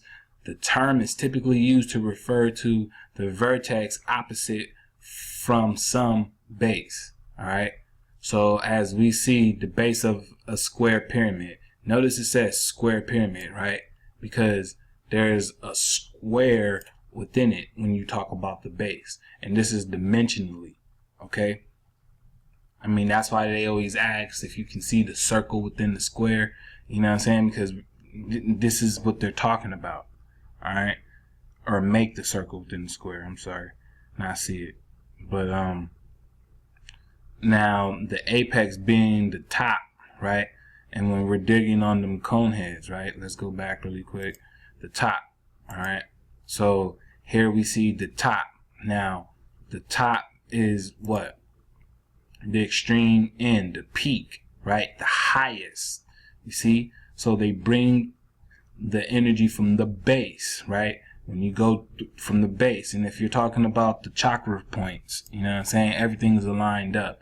So from the base word on up, right? From the base on up, from the base on up. You see what I'm saying? You get maximizing potential. It's really right here, right? What we would say right here. And I wish I had another cone head that looked like you to use this example on, but I don't. So I'm sorry. But, yeah, you know what I'm saying? It builds right here. And the peak, bam, right into the Christ mind, the Christ consciousness, that sits above this, right? The 13th chakra that extends even further, right? And this is how you get your antennas up. I mean, what do you think an antenna is, right? That reaches all the way up and it just keeps on going, because now we're talking about airwaves, right? Now we're talking about the waves of the frequencies. You know what I'm saying? So when you reach to the tip, this is the highest, right? Which is the formula to all pyramid building. We're only talking about a focusing of a highest point of energy. All right. Further on, right? When we get to the vertex is just a point where two or more curves, lines, or edges meet. As a consequence, the definition, the point where two lines meet to form an angle, right? And the corners of polygons and polyhedras are vertices, okay? Vertex. Okay, so the meeting point is the vertex. So when you flip that upside down, what do you get, right? You get the cone head. All right? Apex and vertex. Sacred geometry, right? Within the mind. And that's all they was doing, all right? That's all they were doing. Everything was it coincide, right, with one another. Remember, we're talking about the harmony, right? We're talking about the harmony. We're picking up from the last drop, right? Now, when we were digging on elastic, right? Not this tab, sorry. When we were digging on elastic, it had ductile and flexible, right? And I thought that was also unique because, elastic is flexible, elastic is ductile, right? But, I was like, damn, well, what else could that be? You know what I mean? What else can we get from that in that drop, right? Elastic, being ductile and being flexible, right? And it basically led me to the word bend. And I mean, bend didn't necessarily give me a good vibe, a good energy to it at first, because, you know, where I'm from, you know what I mean? Bending is not something that's an option. We don't bend, you know, we stay the same. We continue to grow for the bettering of growth, but you know what I'm saying, you don't bend where I come from. Not around here. So that threw me for a loop at first. You know, I kind of, you know, my spirit ignored it. The soul ignored it, right? It ignored it. But I had to, you know, do some reasoning on it, which is why it took me so long to even put this compilation together, these videos together. I had to let it marinate. You know, I didn't just want to be coming out here talking to you guys and putting a bunch of stuff in your mind. I had to really let it, you know, gather so I can actually make sense of what I'm talking about. That way I can come out and bring it out to you. All right. So, like I said, when I first got to bending from this word, you know, elastic, right, through ductile and flexible, I was like, damn, I don't like the way that sounds, right? Because you get into the crooked, into the curve, which is really the Kazar, right? But on another note, it led me to some interesting drop, and I gotta give, you know, praises and credit where it's due, you know what I mean? And shout out to the bro AD, you know what I'm saying? That brother right there, man, light years ahead of his time, you know what I'm saying? So I'm gonna go ahead and get into this next tab, and you know, the brother right here was able to inspire, you know, this spark, and I'm gonna show you the connection that I was able to build on. All right, now in the video, in the beginning, right, the Olmecs explained, they kept making tons and tons of references to China, right, and the Chinese and the connections that, you know, the Olmecs had with the Chinese and what they shared, right? So getting into this bending thing, this avatar, right, Aang being, you know, the last airbender as the avatar, right, he was the only person capable of using all four bending arts, right? Air bending, water bending, earth bending, and fire bending, right? Which was what the ancient cycles, right, of the ancient art of energy building.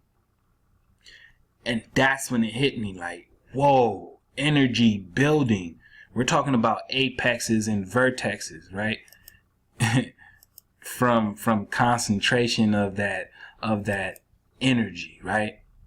What they want to call serpent energy, you know, that's your sacred energy, right? That flashing sword of Levi, right? That carbuncle stone, you know what I'm saying? The carbuncle stone, right? This is you, the energy building, right? The air bending, the water bending. You know, let's dig on this energy building and see what we get. Energy building, right? Bending, sorry. Energy bending is the ability to bend another's personal life's energy. It predates the four main bending arts, the formation of the four nations, as well as the creation of the avatar. All right. So energy building is bending. I'm sorry. I keep saying building. Bending is the bending of one's personal life's energy, right? What they want to call the kundalini, right? They called it your kundalini, but it's just your life force, the breath, the hawa, right? The hawa that's in you, the yin and the yang, you know what I'm saying? Your zan, right? That's you. All right? And you have the capability to bend your energy as you will. You know what I'm saying? And that's why free will is free will, because you have both light and dark. If we want to put them into a contrast way of thinking, you have both resonating within you. Obviously, as you can see, right, between the red and the blue, both reside in you. So what you feed is your choice to choose, right? And sometimes, you know, the apple doesn't fall far from the tree, meaning that you are who you are. You don't really necessarily have a choice naturally. You know, certain people go against the grain. Yes. You know what I mean? But ultimately, you know, you normally end up being who you were meant to be. There's no getting around it. All right. So, this is, you know, energy building. And, you know, I was able to connect this, you know, to the horoscope, zodiac, astrology, whatever you want to call it. And, it all plays, you know, a key factor into, you know, the deeper meaning behind these things, right? And because of that, I was able to actually find a fighting style that's actually based off this energy bending, right? And considering that, you know, my sign would be what we call a Gemini, right? I went with the air. Okay, I went with my sign's reference, and I chose the air style. You know, so the me being the air sign, or being of that air sign, I went with the air. Okay, see how it's air bending, water bending, earth bending, fire bending, right? I went with the air bending. All right, and when I went with that air bending,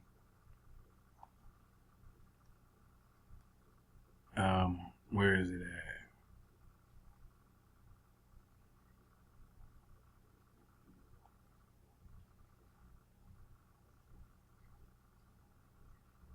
Oh, actually, I don't know if it's in here, but when I chose this air bending, right, I basically looked up the air bending fighting style type, whatever, you know, I can find in real time. All right, and let's take a look. We're gonna see what we got, right? What we came up with, and you know, bang! I came up with this right here, this Baga Zang, right? Bagua Zang. I hope I'm saying it right.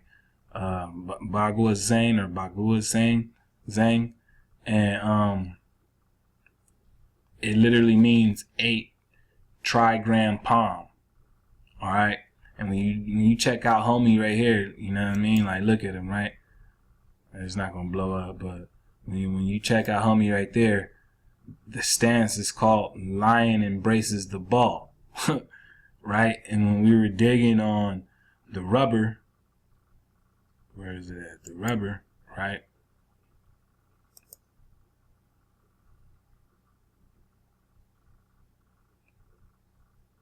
Right here.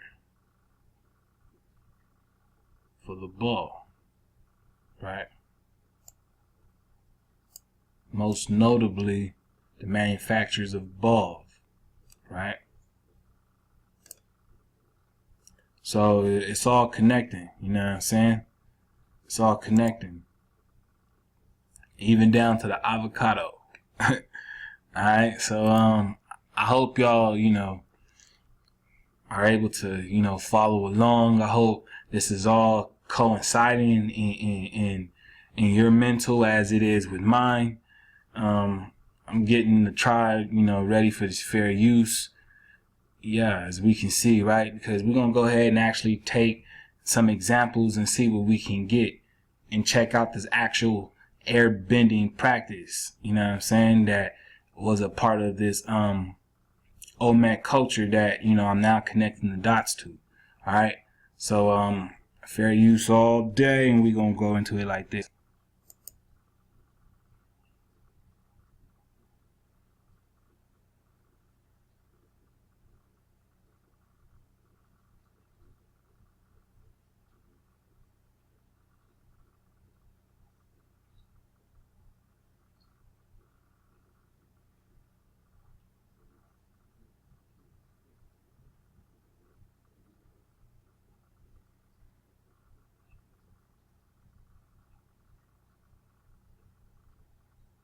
There's no sound in this video, alright?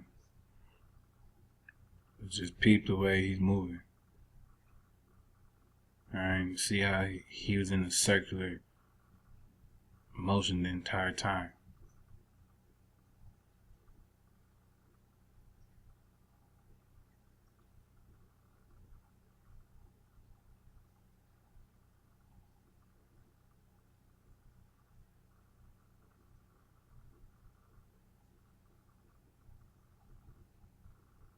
Alright.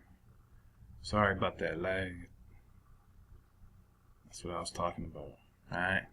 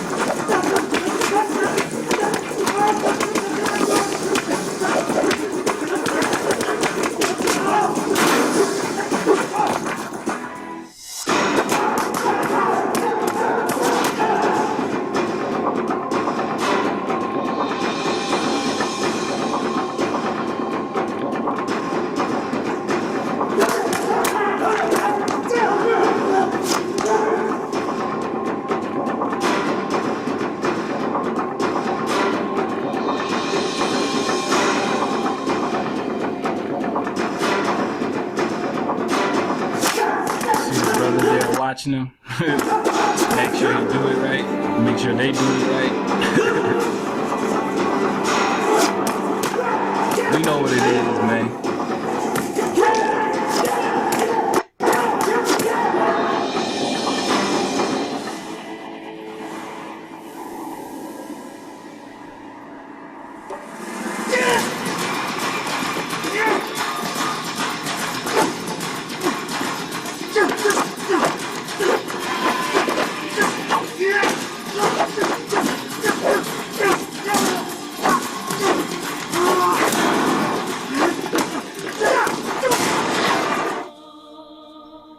Alright, so that was a little snippet of the Bagua fighting technique, right? Which is a form of energy bending, right? More specifically, the air bending fighting style, right? The air bending fighting style,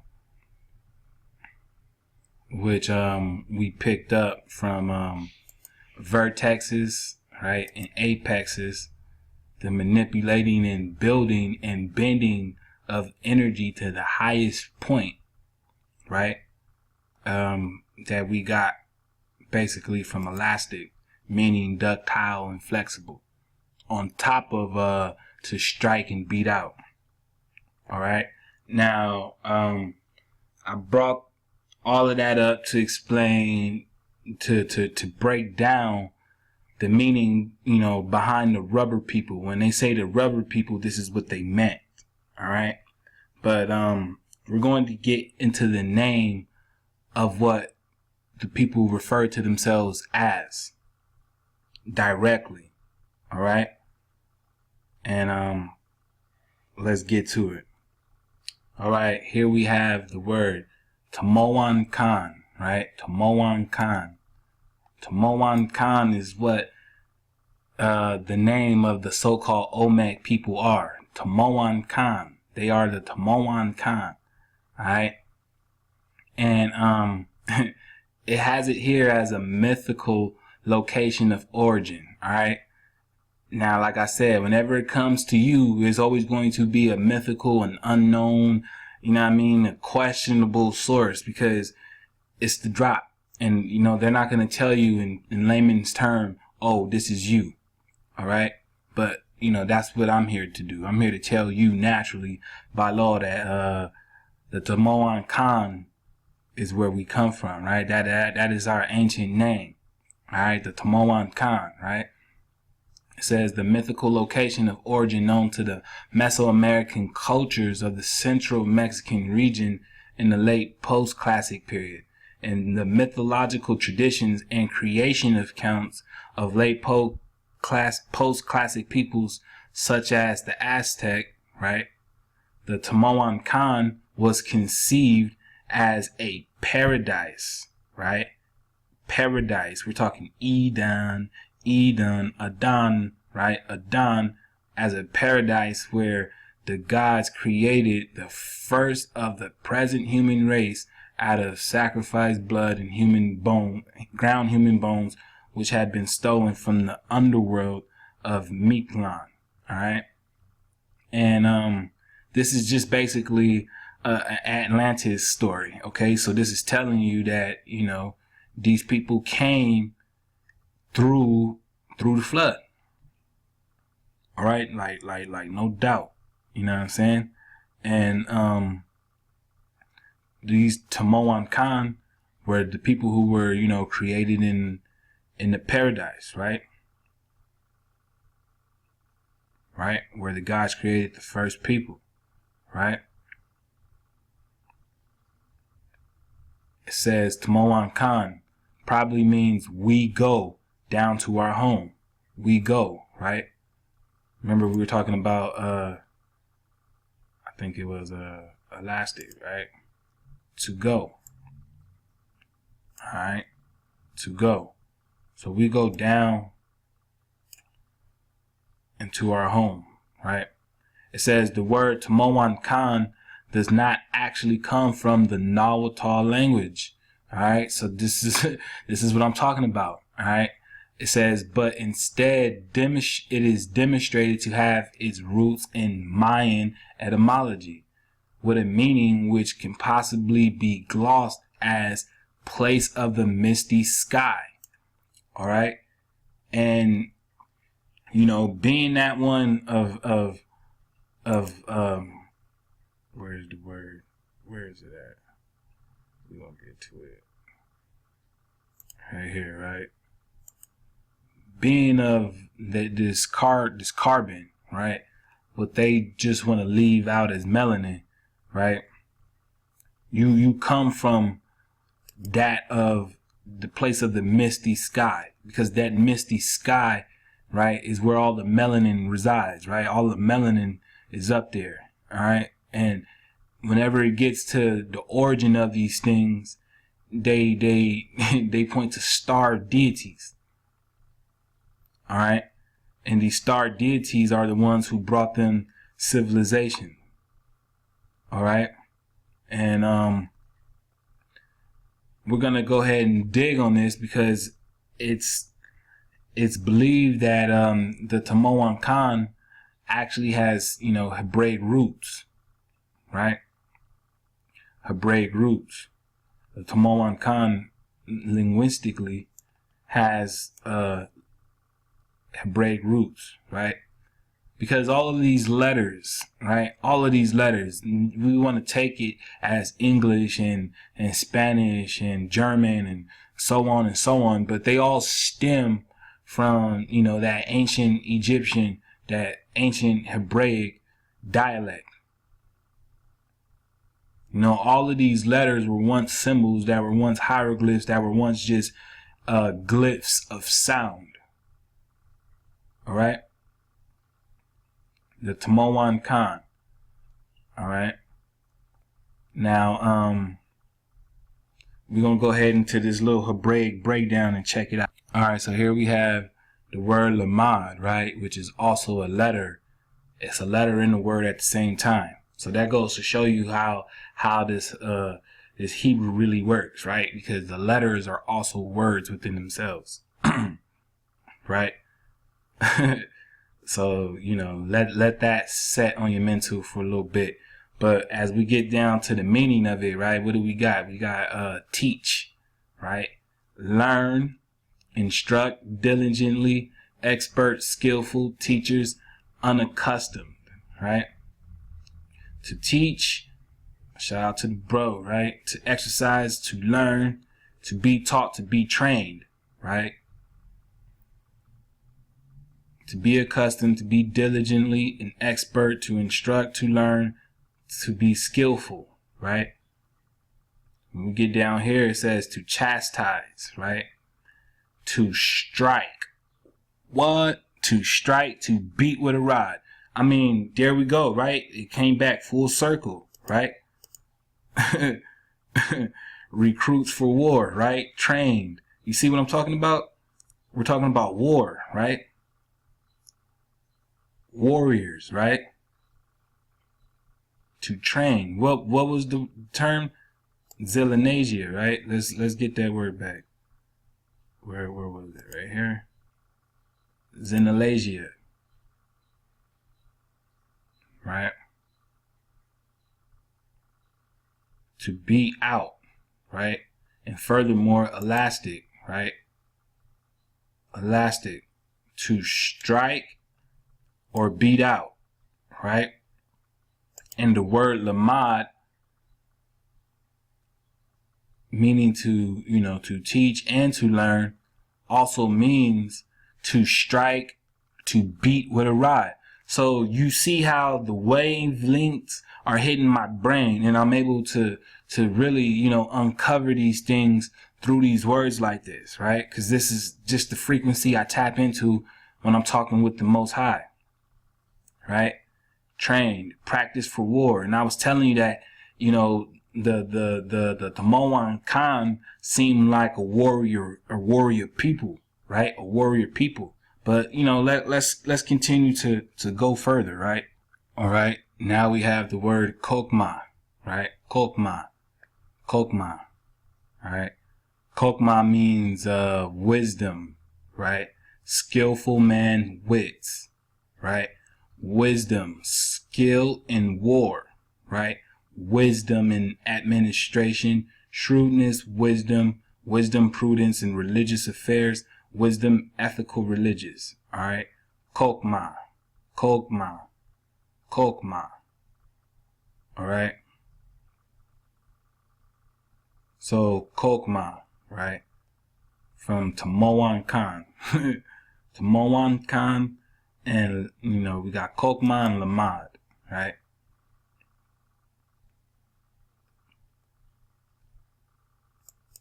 All right, and this just was my what I was able to dig on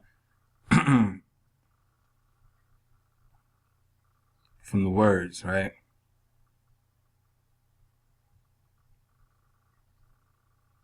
So we're gonna go ahead and take a look at some examples of these Tomoanchan people, all right?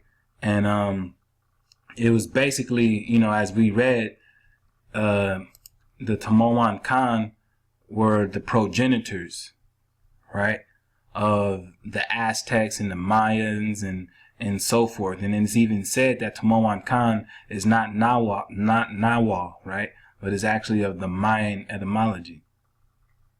All right. So we're gonna go ahead and take a look at what these folks look like. All right, so let's get to it. All right, so here we have what looks like to be a comparison between the Mayan, right, and the Olmec fathers. These are the Olmec fathers and these are the Mayan.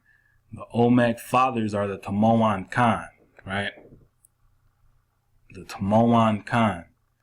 And the Mayans are the sons of the Olmec or the Tomoanchan.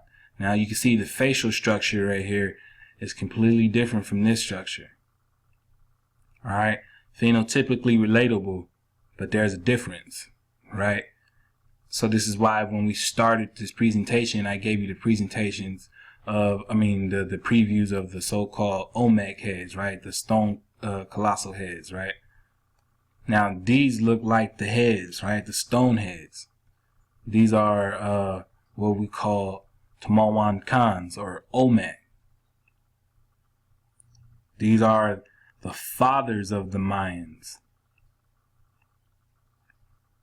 All right. The mothers and fathers of the Mayans, the parent civilization. When we're talking about the Zep Tepi, right? The Egyptian way of saying the first time, right? The parent civilization. The Tomoanchan, right? Those who were of Atlantis, Mu, Lemuria. These are these people. This is where they came from. Everything about them was colossal. Their architecture, nothing was little with these people. All right. All right. I mean, look at the phenotype in the face, right? Olmec, Mayan, right? Olmec, Mayan. Tomoanchan, right? Olmec,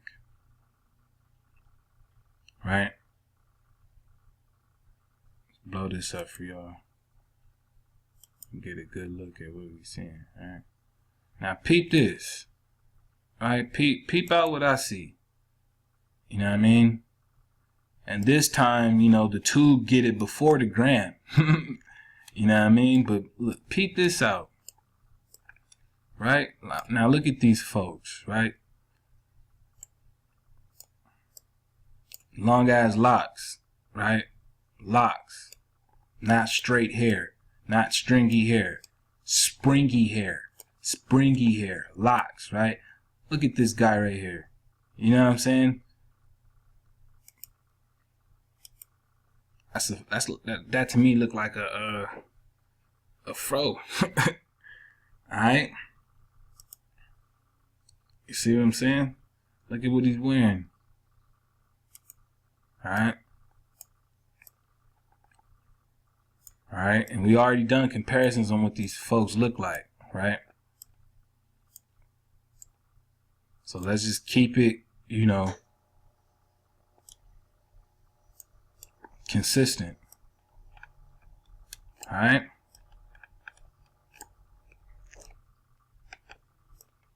So these are the Tomoanchan, right? The ones that came from that paradise. And we know what that paradise is, right? Because at this point in time, during what they called the Zet Tepi, the first time, the entire plane didn't experience any cold. All right, so this whole thing was warm, like eating. We didn't need clothes. Straight up. It wasn't until the cataclysm that happened, now we feel cold. All right, and we're gonna get into that in the next drop. This one's already taking up time, so you know I'm not gonna break that part down, you know, further in here. But you know the next drop we get into, we'll definitely be touching on that. All right. Just want to show you guys, you know, these images of these Tomoanchans, also known as the Olmecs. All right. So we're gonna continue on. Shalom. All right, here we have what is known to be by the name of Ehek. Well, I'm not gonna try to pronounce that, but to all my folks who can, you know what I'm saying, if you don't mind adding in the comments, you know, the correct way to pronounce this term. But it's a pre-Columbian deity associated with the wind, who features in Aztec mythology and the mythologies of other cultures from central Mexico region of Mesoamerica. He is most usually interpreted as the aspect of the feathered serpent deity Quetzalcoatl, right? And other Nahuatl cultures as a god of wind, and therefore is known as whatever that would be, right? Quetzalcoatl, right? And you know, he also figures prominently as one of the creator gods and culture heroes. All right. It says, since the wind blows in all directions, the deity was associated with all cardinal directions. All right. His temple was built as a cylinder in order to reduce the air resistance, and was sometimes portrayed with two protruding masts through which the wind blew. All right. Now keep in mind from how we got here and from what I was lining up with the air bending and the air thing, and you know what I was mentioning on that end, right? And just let it sit in your mind and feel the connection on how I was led to this point right here. Okay. Now, they play with the Most High and even the different attributes of the Most High by separation. And this is what I'm learning. All right. They separated it into, you know, many different things to throw you off course when really they're talking about one being. All right. And when I said we had to drop on Quetzalcoatl, this is what I meant. So we're going to go ahead and dig on this because this is a side to Quetzalcoatl we don't necessarily know. Now they're saying that, you know, this was a deity of the wind, right? And we know that the Most High was, you know, basically the one who, you know, held the wind intact, especially when we touch in our scriptures. So we're always getting a serpentine version of Quetzalcoatl, but what about this air version? What about this figure of you know, the cardinal directions, right?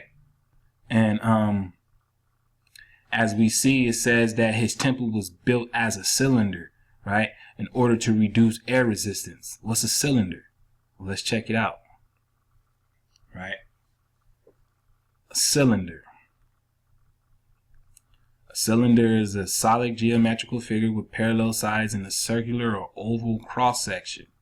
All right, and let's get some examples. All right, so this is similar to what we were already dealing with the apex and the vertexes, right?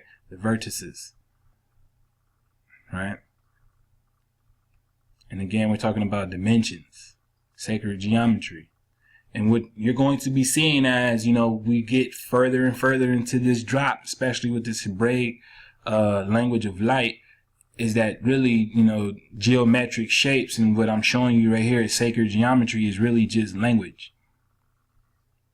They call it math. It's not math. It's a language. It's the idea and the thinking of math that has you in language light code lockdown, because you know you can't decipher it, right?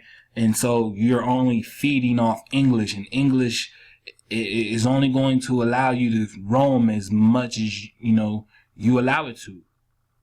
But this is exactly what English was created for, to keep the user, the speaker, limited. All right? So your existence is defined by the language of which you speak. And that is how you will live your life. All right? So if you're pulling from a gene pool and you have an enumerated amount of ancestors that date back to who knows when, all of that molecular genealogical history, experience passed down through blood has been limited to the English language. All right. Now it says that this, you know, this deity was a prominent creator in the mythical creation accounts, right? Because we're talking about paradise. We're talking about what? Tomoanchan, right? The Tomoanchan. All right.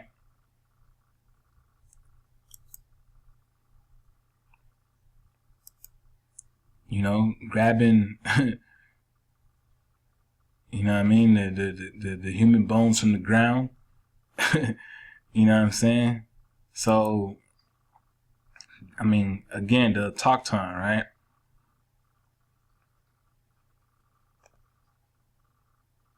So, we're going to go ahead and we're going to look at some pictures, and we're going to really get the drop on this Quetzalcoatl figure, all right? And I hope everybody's doing well. I hope your attention span is on point, because we're about to get a little bit deeper. So let's get to it. All right. So the tribe on the gram has already seen these. I have not given an explanation. I just posted it. But we're gonna get the explanation right here. Alright. And yeah. As you can see, it looks like said UFOs, right? What looks like to be, you know, pyramid. What seems to be creatures, beings, right, of some sort, building these pyramids, right? And you have these two beings to the side, just monitoring and watching these people or these things build. All right, peep out the head shape if you can, right? Look at this one and his eyes and his mouth, and then look at this one. This is different, right? Now these two are brothers, okay? These two are brothers, and this is Quetzalcoatl, right? Who we would consider to be Quetzalcoatl, and this is his brother. And pay attention to how they look. Look at the headdresses, all right? Peep the headdresses. Look how they look, right? They look no different than you and I. All right? And we're talking about 3,600 years at the least, right, ago. Okay? So peep Quetzalcoatl. This is Quetzalcoatl right here, and this is his brother. And peep the spaceships, all right? And before y'all get all freaked out, you know what I mean, I'm going to need y'all to really chill back, because if anyone watching this went and saw, you know, Black Panther, you know what I mean, and you was watching Wakanda and them, and that's how I know, you know, a lot of y'all don't be really paying attention. You know, a lot of you guys pick and choose what information you want to resonate with and what information you're going to ignore. But in the beginning, when little Killmonger, right, saw his pops, you know, die, or he didn't see him die, but he was there that night when his pops died, and he saw that light in the sky when he was a little boy on that little basketball court, right? What do you think he saw? Right? And when you're watching the ending, right? And, you know, T'Challa comes back, right? He come back to Oakland, right? To Lumeria, right? He come back over here to Lumeria, right? What did he come back with? What did he pull up on that basketball court with? What did he leave behind? What did them children run to? Who was driving it? Who had the technology behind that? Furthermore, if you did your research on the movie Black Panther, you understand that Wakanda was inspired by where? Machu Picchu? Where is that? So again, you know what I mean? Don't get caught up with the fear. I hope y'all left y'all fear at the door before you started watching this video. All right? Because the text says that at a point in time, beings that we want to consider to be angels and, you know, fallen ones, Nephilim, Rephaim, whatever you want to say, we was all kicking it. All right, this plane was open to all of them, and they all were here. And they coming back. They gonna come back. All right. So we're going to go ahead and reduce this, you know what I'm saying, one time. And let's go.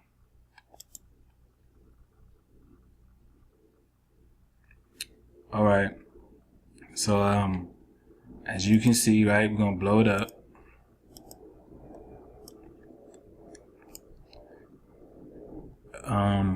Yeah.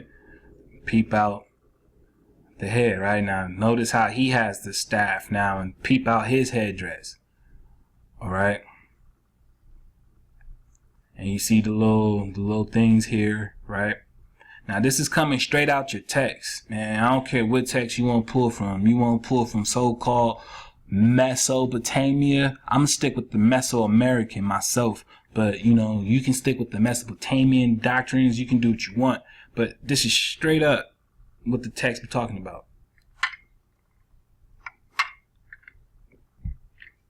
All right.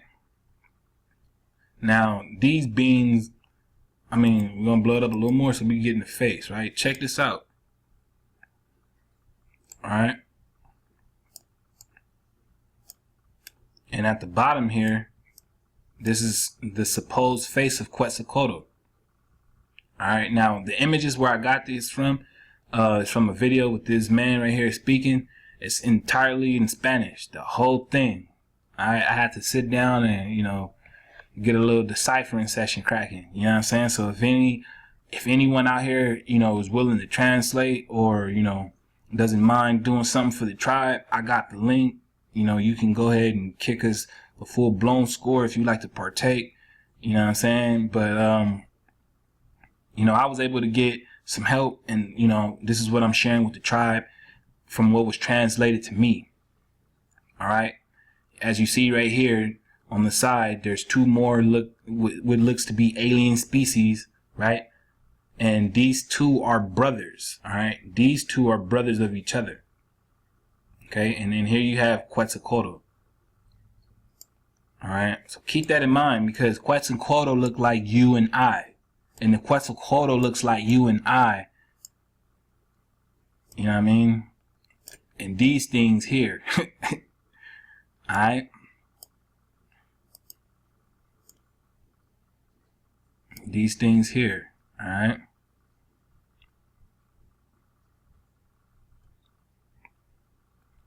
Okay, so we're going to get back into it. We're going to blow it up. All right? And again, you know, look at, you got different types, right? Different types, so-called ships. All right? And you see this little creepy looking character thing right here. Peep out what he's wearing, right? And then peep out these things. Look at the headwear again, right? Now that's a person that would look like you and I. I mean, once again, right? This person would look like you and I, right? But not this one. Not that one. Okay? Not this one. But you can tell this is a man. Or a natural being. All right, this is a natural being right here. All right, and what you see are two so-called alien beings fighting, or actually trying to kill him. So this is murder, right? Now, look how far removed we've been from, you know, actually visualizing a murder taking place. We're so desensitized to that idea in these times due to, you know, hyper violent movies, the repetitiveness and violence and action and guns. I mean, everything needs to contain death, right? Death, death, death, death, death. You're prone to death. You are prone to being a killing machine that when you see something like this, you don't even grasp the magnitude of importance, because this right here is the struggle of life. Two so-called alien beings are fighting for the pattern, the makeup, the essential vitamins that made the genetic being of the natural man. They are fighting for the vector codes. They want to possess and control the template, the blueprint, the formula that created the natural man, so that they can do what they want to as they please. This genetic experiment that we've been talking about, you're looking at it. And these two are the brothers, right, who was sitting on Quetzalcoatl's ears from the last picture. Right? This one. See these two brothers right here? The two weird looking heads? Right? You see the shape of the head right there? You see these heads? Alright? You see that? Now these two were fighting, okay, over the blood of the natural being. All right. And this is during the first time, what they refer to as the Zet Tepi. All right. I mean, Wakanda, you know, they was giving you the drop, right? And again, peep the headwear. All right.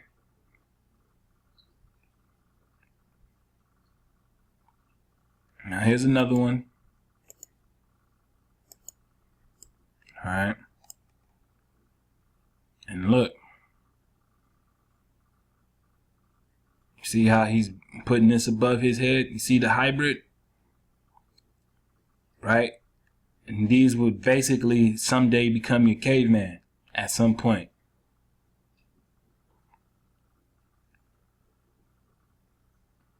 All right?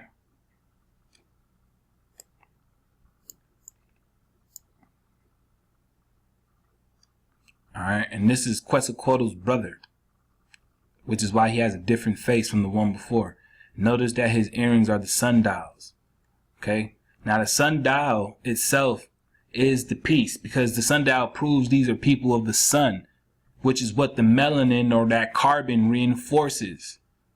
All right, so if you were made within the harmony of nature, you're made to intake and to participate in the voluntary action of the sun. And if you cannot, then that means you were not created within the nature of the natural being.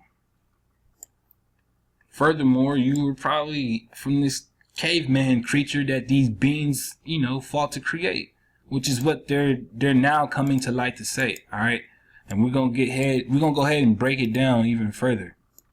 All right, but I just want to show you guys these pictures so you can understand what we're talking about. All right. See, this is it again. All right. I'm going to go ahead to the next one. Now peep this one out, right?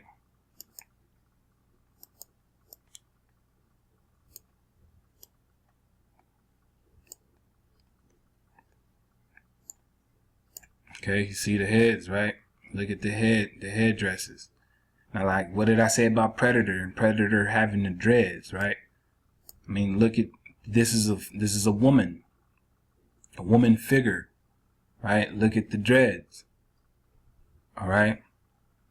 And she's like giving birth to something, all right? And obviously, this is a woman, all right? And you see these things looking down, right? And you see her looking up at these guys. All right. And all of these were found in Mexico, by the way. Okay. Dating back to the time of the Tomoanchan. All right. They just found these about last year. All of them are carved in jade. And, you know, they weigh, we're talking about heavy amounts. Right. I mean, heavy amounts. And they have even more pieces. You know, we're going to continue to bring these out as I go ahead and collect more of them. But I'm pretty sure the Spanish speakers, those who watch this channel of the Spanish speaking, you know, crowd, if you haven't, you know, seen this video, it's out there floating around. You know what I'm saying? So like I mentioned, if anyone's able, you know, willing to do some, you know, deciphering, transliteration for us, then, you know, much ahab. But this is the drop that I got. All right. Notice how he's sitting on the skull. All right.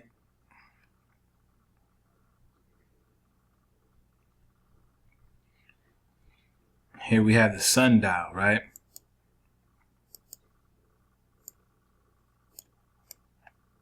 Now look, you got the craft over here. You got what looks like to be the alien beings on this side with scepters and rods and whatnot, right? Sundial in the middle, sunstone, right? On top of the pyramid, right? And then you have the natural beings.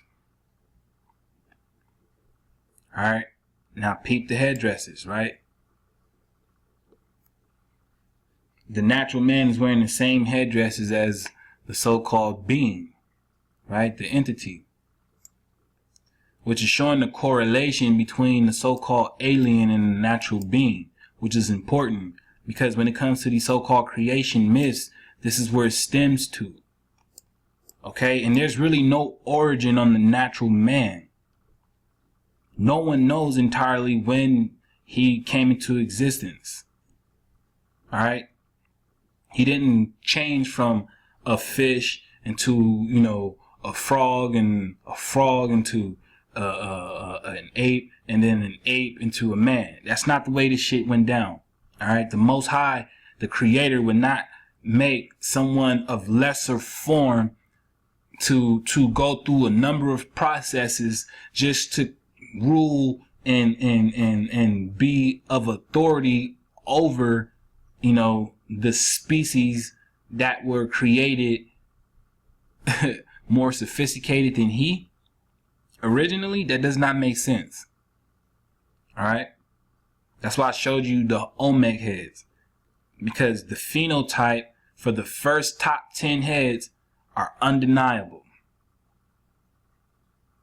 All right, and all of these guys right here represent different tribes and the different races of ancient Mexico before Maya. All right, before Aztec, before Inca, before any of them. All right, it was these guys, the Tomoanchan.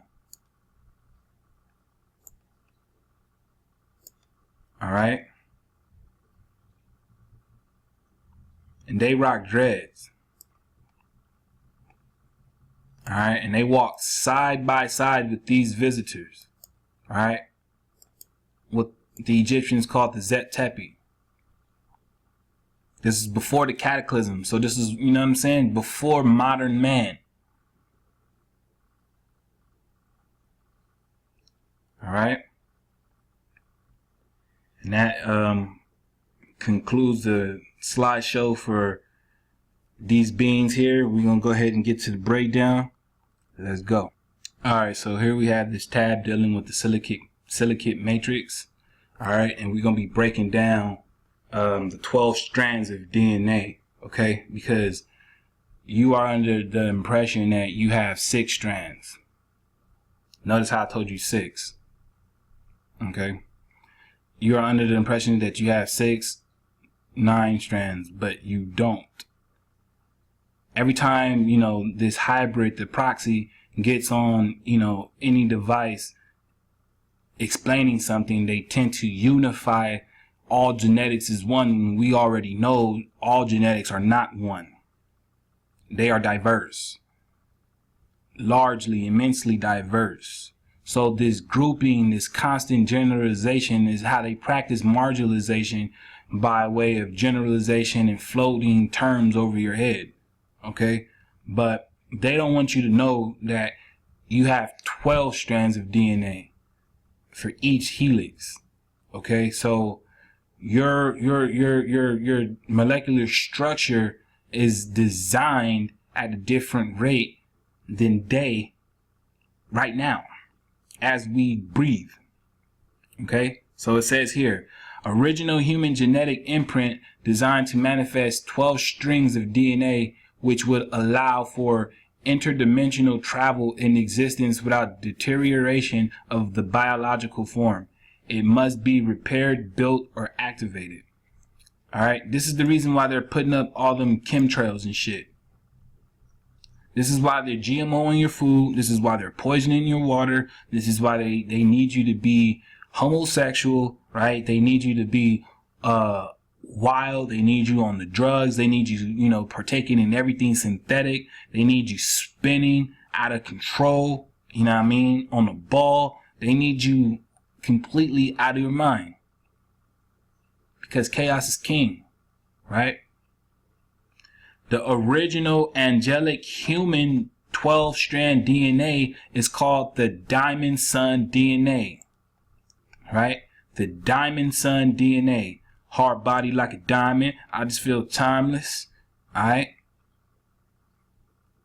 The original angelic human. The original angelic human. The original angelic human. All right. The Orifeme original prototype for angelic humans that was created by the founders has a 24-strand DNA and is called the double diamond sun body DNA. Alright? Now, this 24-strand, right, pulls from the 24 races which they call the founders. You know how the text, it says, and let us make man in our image? Right? Well, you're pulling from these different, it's about 24 of them, okay? 24 different founders, okay, that contributed their DNA to create you, the original natural being. Which is why you have 12 strings of DNA that are dormant right now. They are asleep. Alright? But a couple of folks out here are activating what parts that we can, and this is the message that is springing forth. Alright? It's jumping out. Alright? Now, they contributed their DNA to create the natural being, right? Which is comprised of carbon density that they, misnomer as melanin, all right? And it is from these 24 different species, right?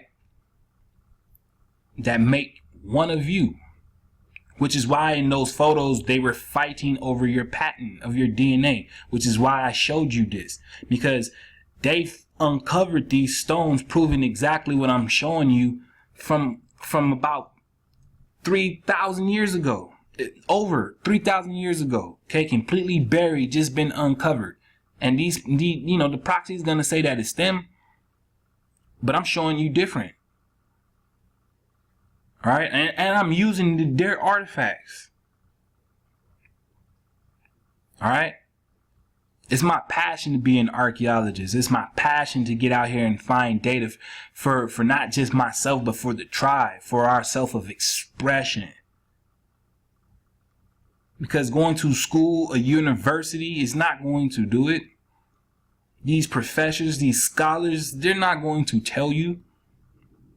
It has always been my dream to really get out here and do this. But I don't have the, the needs just yet. I'm working on it. I'm taking small trips here and there. I'm planning small things here and there. But if I could, I'd be out here collecting all this information for y'all all the time. All right. The diamond sun body. The orifeme is a part of the diamond sun DNA crystal lineages. The original human races, or the original humans created from the guardian founder races. Alright? The diamond sun refers to the original design of the angelic human 12-strand DNA silicate matrix. This was the potential DNA and higher consciousness experienced by angelic humans in the previous time cycles on the 5D parallel Earth, previous to its cataclysms. Alright? Your melanin is this proof. Alright? You are the carbon atom. Alright? Atom. Alright?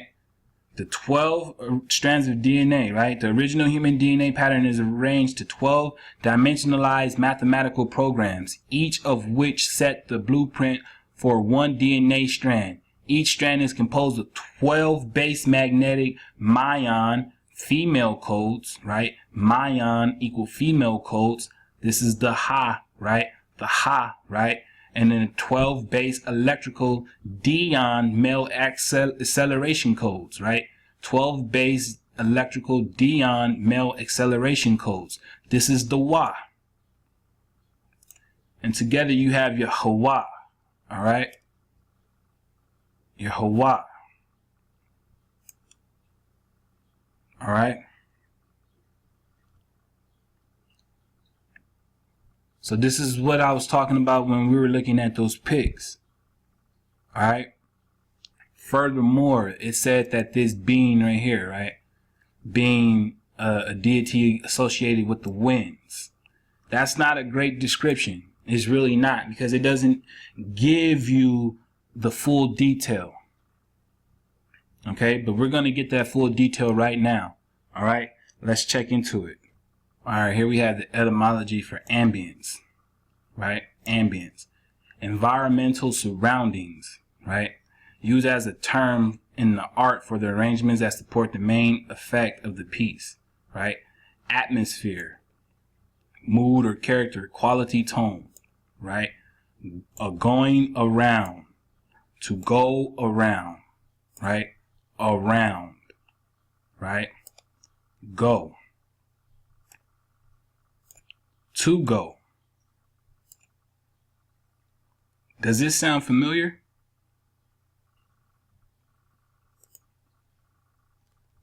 We're talking about elastic, right? To go. Right? To go. And we're talking about elastic, right? We're talking about springy. Right? As soon as this loads up, right? Springy, elastic, spring, right? Spring. Which is also a spiral, right? A spiral, right? A spiral. So when we're digging on ambience, it means to go around, right? To go around, encircling, lying all around, right? Now, it said that he was associated with all cardinal directions. His temple was built as a cylinder, right? In order to reduce air resistance. A cylinder, right? When we're digging on the apex, right? Let's get back to the cone. Look at this, the cylinder, right? The circular cone, right? Circular. You see that? Cylinder. See? Cylinder. You see what's going on? You see this with me, tribe? Right? Ambience.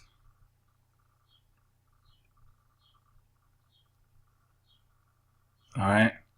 Now, I don't want you to get all tripped out. All right. Because this creator that we're talking about, right, is who the Mayan, the Quiche, the Tomoanchan, right, referred to as the Unaku. The Unaku, meaning the one, right? Unaku, right? Now, I'll admit that, you know, this is a Christian influence, right?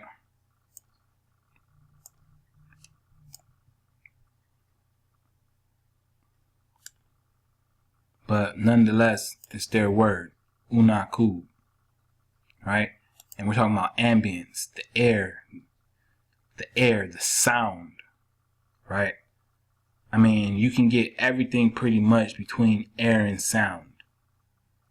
All right.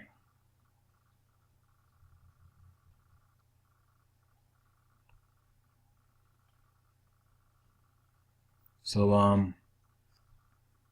we're going to go ahead and, you know, dig on something else you guys could be aware of, maybe not.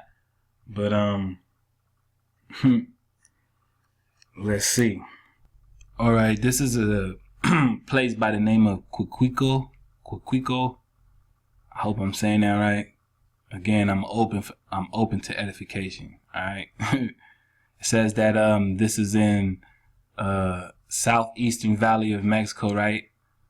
Just Lake Texcoco, in Mexico City, the borough, right? That's funny, the borough. Now, if you remember the Levitical cities, right? The borough. Now, this is already giving me the vibe that this was us, okay? Just by words. This is what I mean by words. Now, this was basically the oldest city in this valley of Mexico and was roughly contemporary with and possibly interacting with the Olmec. All right. This is Olmec heartland right here. All right. Sorry, that always happens. But you see how it's all tying back in, right? The Tomoanchan, right? It says, based on facts, it was the first important civic religious center of the Mexican highlands, right? It says, Coquilco was destroyed and abandoned by the following eruption of a volcano, all right? These volcanoes back then were some pretty different things. All right. I'm not going to really get into it right now, but keep that in mind, right? One of the pyramids was built in a strategic position representing early pre-Hispanic attempts to link religious concepts with cosmic events through building construction. Keep in mind what we were talking about, apexes and vertexes, the vertices, okay? There's a reason. The etymology is unknown. Another clue, right? So if it's unknown, then that means this has no narwhal influence, all right? So no hijack. This means no proxy. It means no haterade in the comment, all right? Place where song and dances are made, all right? Places where songs and dances are made. If you are following along from the last drop and you are all caught up, this should sound like music to your ears right now, all right? This should be like music to your ears right now. We're talking about ambience, right? All right.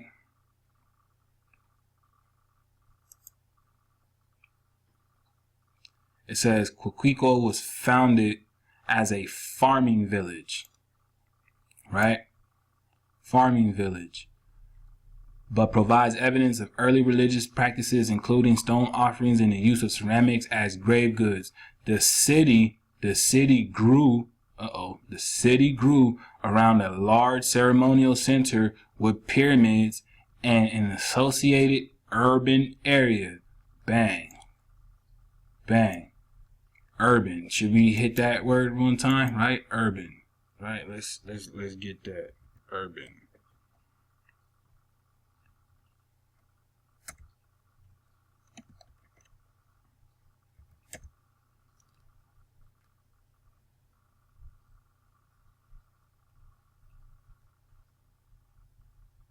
All right, urban, and relating to or characteristics of a city or town, denoting or relating to popular dance music of what? All right, now it said what? The place where what are made, it's an urban area, and urban means what? Urban means what? Urban means what? Urban means what? All right. All right. You see what's going on? Do you see how that just happened? We're talking about a farming village, right? A man's duty. We're talking about what? Urban. Okay. And let's go back one more time to, where was it? The melanin. All right. Can y'all see now? Much ahab to the tribe. Much ahab to the tribe. Shalom. All right. So let me show you what you was doing back then. All right. Let me show you ancient ones of the Tomoanchan. All right. The living ascendants. Right. The living ascendants. Let me show you what you were doing. All right. Let me show you what you made. Let's check this out. All right, so here we have the pyramid of Coquilco. All right, it's a circular pyramid. All right, as we were reading about with the deity of the air, right? He had his temples built in circular fashion of a cylinder. All right, now peep this out. You know, ask your favorite scholar why they never told you anything like this, right? Why they keep this stuff secret from you. You know what I mean? They don't want you knowing that over here, this is the type of pyramid you started doing first. Now go figure, right? Because you look at the one over there in Egypt and go, oh wow, right? All right, y'all keep sleeping on us. All right, y'all keep sleeping on us. But check this out, right? Like, come on.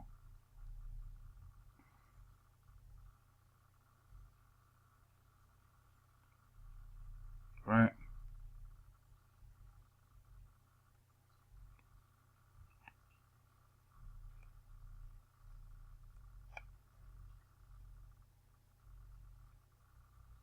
Coquicos. All right.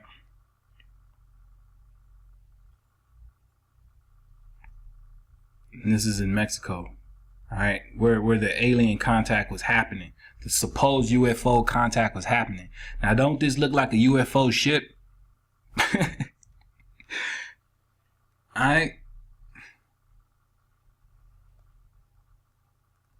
I'm just saying, you know what I mean? But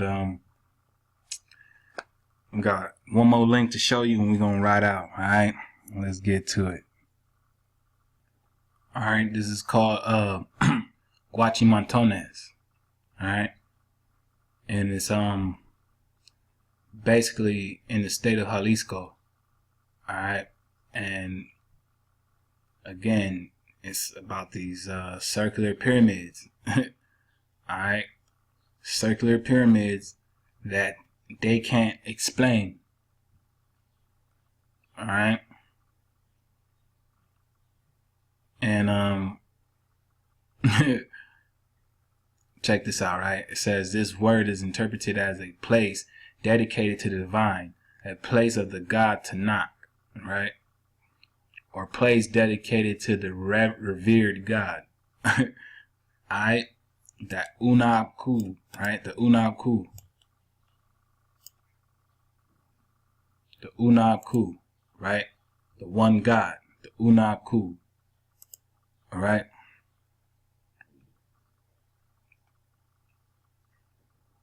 And as you can see down here, this looks to be a little bit Chinese, right? Now this is Chinese in origin. So if they're building these over here in America way before China, because as you'll learn with these characteristics, it was actually the American that taught China how to use the ponytail. Right? Chinese man came to America, saw that, and took it back with him. But as you can see, this is the building basics for the structures over there in China. Now, this is over here in Mexico. How's that? Right? Right? It's just connections, indigenous connections. You know what I'm saying? And I'm showing you the way my mind works. Right? Guachimantones. Alright? And bang. It brought us right back to the same deity, right? The same deity. Okay? So this is what I'm talking about, because now we're talking about a perfect geometric figure that has neither no beginning or an end. And that is exactly what I was saying about the natural man. See, man, the Most High is good. Hawa, Hawa, Hawa. I'm uncovering this with you guys in real time. All right. This is exactly what I mean. And this is what the circle represents. It has no ending, no beginning. You are infinite. You are infinite. You are infinite. You know, I'm starting to think that should be our new name, right? The infinites. You understand what I'm telling you? You're seeing the influence that the Americas have done, you know, to the rest of the world. All right. We're talking about Genesis 6:4, right? it took place, we're seeing right here. Alright? The god of the wind, associated with all cardinal directions. Who else you know controls the spirits that go within all four directions? Is this not from your text?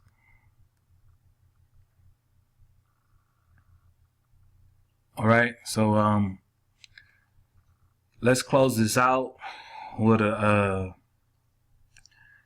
glimpse of, you know, these circular pyramids. As you now know, you are the natural being. You've been in the natural zone. Shout out to the bro AD. And wow, fam, I'm kind of lost for words right about now.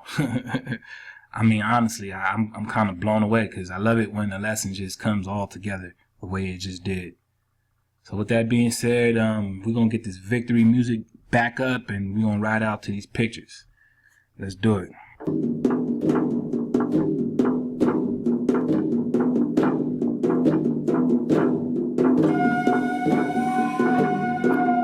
Yeah.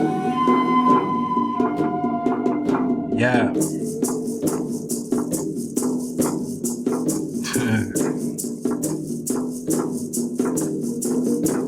Yeah, we getting ready to ride out. Shalom, shalom to the tribe, man. Much ahab. Just know that I got love for all y'all, man. I got love for all y'all. And honestly, I'm just so happy right now that I'm about to go take a walk amongst the trees, you know what I'm saying? I'm about to take a walk amongst the trees and be with the trees. Y'all enjoy this drop. It's definitely not something that you had wanted to miss. Once again, I appreciate, you know, the patience to all those that's been waiting for me to get back to this. And yeah, shout out to the tribe. Much ahab to the sisters that keep us, you know, afloat. And that keep our energy renewed and fresh, because without y'all we wouldn't be shit. And yeah, we checking out the Tomoanchan circular pyramids that represents your infinite existence. The Ha, the Wa, and you.